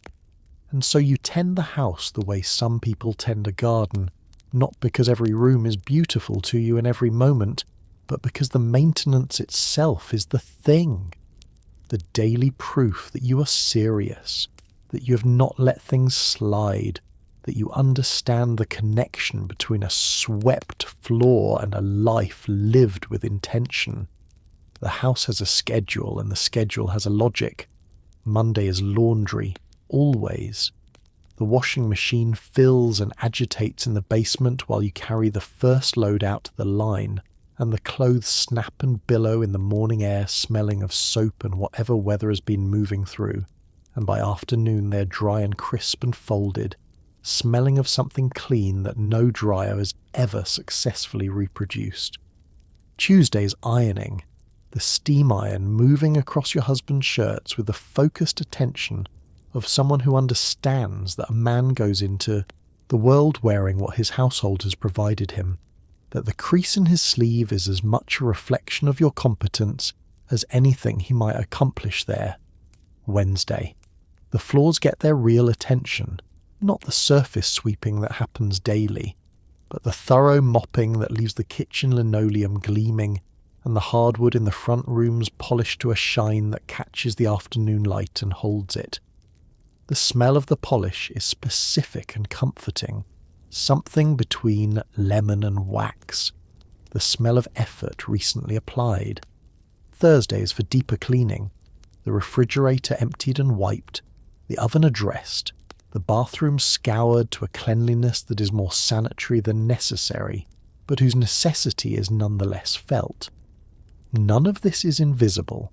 That is the paradox at the centre of it. The whole point is that the house should look effortless, should feel as though it simply maintains itself, as though order is its natural state rather than the result of daily labour.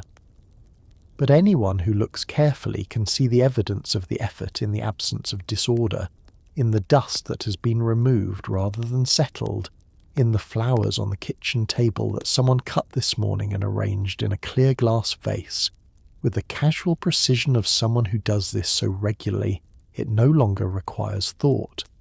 The house is the work that precedes all other work. It is the context in which your family's life unfolds, and you take the responsibility of that context seriously. You take it seriously not because you've been told to, though you have been, but because somewhere beneath the dailiness of it there is something that feels like care. The house that is tended is a house that holds, and what it holds, on these ordinary mornings in 1955, is worth holding. There is no such thing in 1955 as running out for a quick errand in whatever you happen to be wearing when the thought occurs to you. Going out is a process, and you approach it as such, moving through a checklist that lives not on paper but in your body, in the sequence of gestures that prepares you to step beyond the front door into the world where you will be seen. The lipstick must be fresh, the stockings must be straight, the handbag must be closed and carried properly, not slung over a shoulder like a sack, but held in the crook of your arm or in your gloved hand, because yes, there are gloves, and yes, you wear them, because certain errands require gloves the way certain rooms require lowered voices. You check yourself in the hallway mirror before you open the door, and what you check is not just your appearance, but your totality, whether the woman looking back at you is ready, presentable, appropriate for whatever the afternoon holds. The gloves are white for Sunday and church and formal occasions. For ordinary weekday errands they are a quieter colour, cream or pale grey, cotton in summer, something slightly heavier in cooler weather. They pull on with the satisfying snugness of something designed precisely for the purpose it is serving, and the feeling of them against your palms changes something in the way you carry yourself, makes your gestures slightly more deliberate, your movements slightly more considered. You would not shake someone's hand without a glove. You would not handle merchandise in a shop with bare hands. Not really, though this is more a matter of instinct than explicit instruction at this point. The hat, if you are wearing one, goes on last, tilted at the angle your mother approved of, not too far forward, not too rakish, not perched so high it looks insecure. The hat is not required for a trip to the grocery store or the pharmacy on a Tuesday morning, but for church or for a formal call or for anything that requires the good dress. The hat completes the picture in a way that nothing else quite does. You check its position in the mirror, adjust it by a degree that is smaller than anyone else would notice, but that you notice, and then you consider yourself ready. The handbag is an extension of the preparation you have already put into your appearance, chosen to complement rather than contrast, filled with the things a woman needs to maintain herself throughout the day. The compact for touch-ups, the lipstick, which will need reapplying after lunch, a clean handkerchief pressed and folded in one of the small interior pockets, a coin purse, a small notebook, a pen. Nothing superfluous. The bag closes with a clasp that snaps shut in a way that sounds organised, that sounds like someone who has thought about what she needs and brought only that. The hallway mirror gives you one last look as you reach for the door. You have become so practiced at this assessment that it takes only a moment, a quick scan from hairline to hem, checking for anything that might need addressing before you step outside. Seams straight, shoulders level, lipstick even. You open the door. The day receives you. And you walk out into it looking exactly as a woman of this particular time and place is expected to look, which is to say like someone for whom none of this required any effort at all. The grocery store on a Wednesday morning in 1955 is not a place you rush through with a numbered list on your phone, earbuds in, arriving and departing without making eye contact. It is a place where you know the butcher's name and he knows exactly how your husband likes his pork chops cut, where the produce section smells like earth and cold water and something just slightly green, where you take your time in the canned goods aisle because there is a new cream of mushroom soup on the shelf, and you want to consider whether it might improve the casserole you've been making since before your youngest was born. You bring a handwritten list in your purse, but the list is more of a suggestion than a mandate, because the store itself has opinions, because the peaches look particularly good today, and your neighbour mentioned a recipe that calls for them, because you run into Mrs. Henderson near the bread and end up talking for 20 minutes about something that began as a recipe and became a small, warm conversation about nothing very important, which is to say something very important indeed. The store is arranged in the way of things that have evolved to serve a community across many years. The produce near the entrance so you can assess the freshness of the week's offerings before you commit yourself to anything. The meat counter at the back where the butcher can be consulted, the dairy in the cold aisle that makes you move quickly past it in winter, but that on a hot summer day is the best part of the trip. You move through it in roughly the same order every week, your cart accumulating what is needed and occasionally what is simply desired. A box of crackers that looked good, a tin of sardines that your husband has mentioned, a small jar of something you have not tried before but that the handwritten card beside it recommends. The butcher has been here longer than you have been shopping here. He knows the neighbourhood's preferences the way Doris knows its hair, which is to say thoroughly and with a kind of affection for the specific. He wraps your pork chops in white paper, ties them with string, writes the contents in his slanted handwriting on the outside, because you have told him you cannot always remember what you have put in the freezer. He adds a small piece of suet to the package without being asked because he knows your dog, whose name he also knows. These small attentions are not extraordinary in his world. They are simply how things are done. The checkout counter is where you run into people. Something about the particular pause of being tallied up, of having a moment of enforced stillness while someone else makes decisions about adding numbers, opens up the kind of conversation that does not happen while you are moving through the aisles with purpose. You learn that the Millers have decided to paint their house after all, the yellow they mentioned, and which everyone had opinions about. You learn that someone's daughter-in-law has had a baby early, a boy, and that everyone is well. You offer to bring casserole because that is what you do, because the network of care in this neighbourhood runs through the grocery store as surely as it runs through the beauty salon and the church hall and the front porch on summer evenings. You carry your bags to the car, or, if you have walked as you often do when the weather is good and the list is not too long, you carry them the few blocks home. The afternoon is still ahead of you. There is dinner to think about. But for now, walking back with the weight of the week's food in your arms, the morning has been full in the right ways. It is late afternoon, and the children are home from school, and the house is beginning to fill with the particular noise and motion of a family resuming itself after a day apart, and somewhere in the middle of all of it, you catch your reflection in the hallway mirror and you stop for just a moment, just one private second, and you look at the woman looking back at you. Her hair is still holding. Her lipstick has worn to a faint suggestion of itself, and will need to be refreshed before your husband comes home. Her stockings are still straight, as far as she can tell without contorting. She looks to the world that passes her window and rings her doorbell and sits across from her at church, like a woman who has everything arranged and accounted for.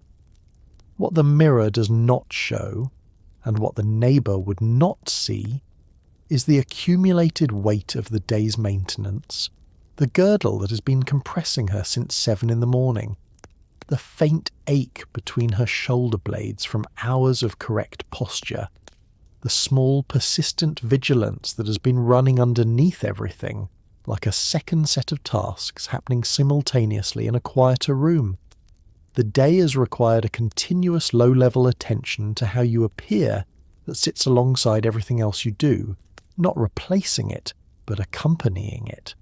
An additional layer of awareness that you carry from the moment you wake until the moment you finally remove the girdle at night and feel your body exhale back into its natural shape. You've been conscious of your posture while cooking. You've been conscious of your lipstick while answering the telephone. You've been conscious of your stockings while kneeling in the garden, moving carefully to avoid snagging them on anything rough. This consciousness is so habitual it rarely rises to the level of a thought. It simply exists, the way background noise exists, present and constant and requiring no active attention while still requiring something. The beauty routine costs time in the morning and time in the evening, and then a quieter ongoing cost throughout the day, the touch-ups and the checks and the small adjustments that keep the presentation at the standard, it was set to at 7 o'clock. The compact comes out of your purse after lunch. The lipstick is reapplied before your husband comes home, because you were taught that a woman should look her best when her husband returns, not her most tired. And you follow this instruction not from submission exactly, but from a kind of mutual respect for the effort both of you make to keep the household's image intact. There are moments, late in the day, when the light is low and the children are finally quiet and you have a few minutes in the kitchen while something simmers on the stove, when you allow yourself to notice the weight of it. Not with resentment, not with anything as strong as resentment, but with a quiet, honest acknowledgement that this is a great deal to carry every day. That the maintenance of appearances is itself a kind of labour, invisible and uncompensated in the way that domestic labour has always been invisible and uncompensated, and that the invisibility is somewhat by design, because the whole point is that it should look effortless. And then the timer goes off, or a child calls, or your husband's car turns into the drive and you reach for the lipstick and you carry the weight back into the evening, and the day continues, and you do not mention any of this to anyone, because this is simply what it is to be a woman in 1955, and there is no one to mention it to who would not already know. It is evening now, and the house has settled back into its nighttime self, and somewhere between washing the dinner dishes and setting your hair for tomorrow, you find yourself sitting quietly for a moment, hands still, the day nearly done.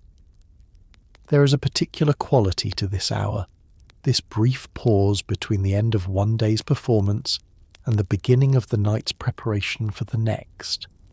And if you were to name what you feel, sitting here in the lamplight with the house quiet around you, it would not be resentment, though the work has been long, and it would not be entirely contentment either, though there are moments of real and genuine satisfaction woven through the day. It would be something closer to a complicated pride, a recognition that you have met the day on its own terms and come through it, that you've kept the house and tended the family and maintained the appearance and sat correctly and served graciously and smiled when smiling was called for, that you have been, in the full sense of what the era asked, a woman who took the whole thing seriously. The day has asked a great deal of you. It began before the sun and it ends only now, in this pause between the dishes and the rollers. In between there was the morning routine and the breakfast and the housework and the errands and the dinner and the children and the 10,000 small adjustments that keeping a household upright requires of the person doing the keeping. And through all of it, running underneath like a second stream, the continuous maintenance of your own presentation, the makeup checked and the posture held and the stockings protected and the lipstick refreshed. 2 days' worth of attention compressed into one. And yet, the morning at the vanity in the lamplight before anyone else was awake had something in it that was simply yours, a private ritual performed not for anyone's benefit but as an act of care toward yourself, the kind of care you spend the rest of the day extending outward to everyone else in the house. The Saturday at the salon had something in it that was simply yours as well, the warmth of being attended to, of sitting in Doris's chair and letting someone else's capable hands tend to you for a few hours while the rest of the week waited outside. These were not nothing. These were, in a life that offered relatively few such spaces, something real. The women who lived this era did not call what they were doing self-care. The language did not exist yet in the way it exists now. They called it keeping themselves up, looking after themselves, maintaining their appearance. The words are less gentle than the ones we use now, more utilitarian, more honest about the obligation beneath the practice. But beneath the obligation there was something else, something that the words did not quite capture, which was the genuine satisfaction of doing something well, of being the kind of woman who did not let things go, of standing at your vanity in the early morning dark and choosing every day to tend to yourself before you tended to everyone else. Whether the world deserved that much preparation, whether the standards were fair, whether the cost was proportionate to what was gained, these are questions that belong to other times and other conversations.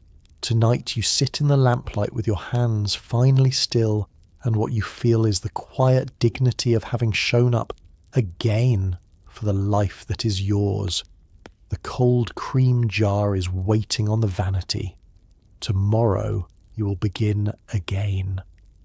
And in that continuity, in that faithful return to the same rituals performed with the same care, there is something that holds, something that even now from this distance feels worth honouring.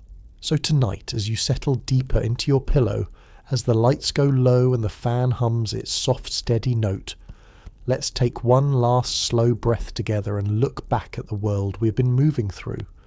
We have been inside a life that was, in almost every way, more deliberate than the one most of us live now. A life in which the alarm rang before dawn, and the first thing you reached for was a jar of cold cream, and that reaching was not automatic thoughtlessness, but a conscious choice to tend to yourself before the day had any claim on you. We have sat in the lamplight of a quiet vanity room and watched the careful choreography of a full face applied in a specific order. By hands that had done this so many times, the sequence had become a kind of meditation. We have felt the pull of rollers against a scalp, and the particular resigned determination of stepping into a girdle, and the fragile weight of silk stockings drawn carefully up a leg in a straight seam that had to be checked in the mirror before anything else could happen. We have been to Betty's beauty salon on a Saturday morning, to the warm mint green room with its dome dryers and its smell of ammonia and shampoo and someone else's perfume, and we have sat in Doris's chair and surrendered our heads to capable hands for a few hours and felt what it is to be tended to rather than to tend. We have sat under the roaring dome with a magazine in our laps and let time move differently. We have listened to the sound of scissors and water and women's voices talking about the 1,000 things that make up a life, recipes and children, and the small news that keeps a community connected to itself. We have set a table and sat correctly at it. We have walked a straight seam down Main Street, with our heads held high. We have refreshed our lipstick before our husbands came home, not out of fear but out of something more complicated, something that looked like discipline and contained, underneath, a kind of care for the ordinary ceremony of the evening. The women who live this life did not think of themselves as remarkable. They would be genuinely puzzled, and perhaps a little embarrassed, to know that someone in a future they could not quite imagine would sit with their daily rituals and find in them something worth preserving, something worth slowing down for. They were not performing for posterity. They were simply doing what women did in a particular time and place, with the particular tools and standards and limitations that the time provided. They woke early. They worked steadily. They maintained what needed maintaining and passed on what they knew to their daughters, who passed it on to theirs. There is a continuity in that which is both humbling and quietly beautiful. The world has changed in ways they would find astonishing. We wash our faces in 2 minutes and call it a routine. We leave the house in clothes we would not have answered the door in. We go to the grocery store in whatever we happen to be wearing when the thought occurs to us, and no one notices, and nothing is lost by it. This is freedom of a kind, genuine and hard-won, and not to be dismissed. But something of what they had is worth carrying forward, even now, not the girdle, not the mandatory lipstick, not the rules about which fork, but the idea that caring for yourself is not indulgence, that tending to your own appearance and well-being before the day begins its claims on you is a form of respect for the person you are and the life you are living. That a ritual performed with attention, however small, is more sustaining than the same task done in a rush. That the 10 minutes you spend on something quietly and deliberately and without hurrying is not time stolen from anything important. It is, in its own way, the most important time there is. And maybe the other thing too, the salon thing, the Doris thing, the Saturday morning in the warm mint green room with all those women in their various stages of transformation. Maybe there is something in that worth thinking about, in the idea of a space that belongs to women, where the conversation is easy and the judgment is light and the understanding is mutual, where someone knows your name and your daughter's name and how you like your pork chops and what your hair does in humidity and is not going anywhere. Those spaces have not disappeared, but they are harder to find now, and it is worth going to a little trouble to find them. Think tonight about the woman at the vanity in the lamplight before anyone else is awake. Think about the cold cream in its heavy jar, and the smell of roses and something clinical, and the feeling of her own face in her own hands in the dark before the day has asked anything of her. Think about Doris with her combs in their blue jar and her hands moving through someone's hair with the particular confidence of a person who has found the thing she is good at and given herself to it. Think about the table set properly in the evening light and the lipstick applied before the sound of the car in the drive and the stockings that held all day and the rollers that did their patient work through the night and the small, persistent daily faith that the effort was worth it. These women are sleeping now, somewhere in the past, their faces finally bare, their routines finally finished, their vanity lamps finally dark. And the world they kept so carefully has changed around them, as worlds do, without asking anyone's permission. But something of them remains. It remains in every morning routine performed with attention rather than speed, in every small ceremony that says without words that you are worth the time it takes to do this properly, in every act of care extended toward yourself before you spend the day extending it toward everyone else. That is the thing they understood that is still true, that caring for yourself is not vanity. It is a quiet form of dignity, a way of saying, each morning in the dark before the rest of the world is awake, that you are here and you matter and today is worth showing up for. Let that thought settle over you now, soft as a scarf tied over rollers on a Sunday night. Let the day go. Let your shoulders drop. Let whatever you are holding be held by the dark for a little while. You have been travelling, and the travelling is done. The vanity lamp is out, the compact is closed, the lipstick is tucked in the purse, and somewhere in 1955, in a house on a street where the milkman has already come and gone and the coffee is already percolating, a woman is waking before dawn and reaching, without turning on the overhead light, for the cold cream jar that is always in the same place, always waiting, always exactly where she left it. She does not know she's being remembered, but she is. Sleep well. Good night.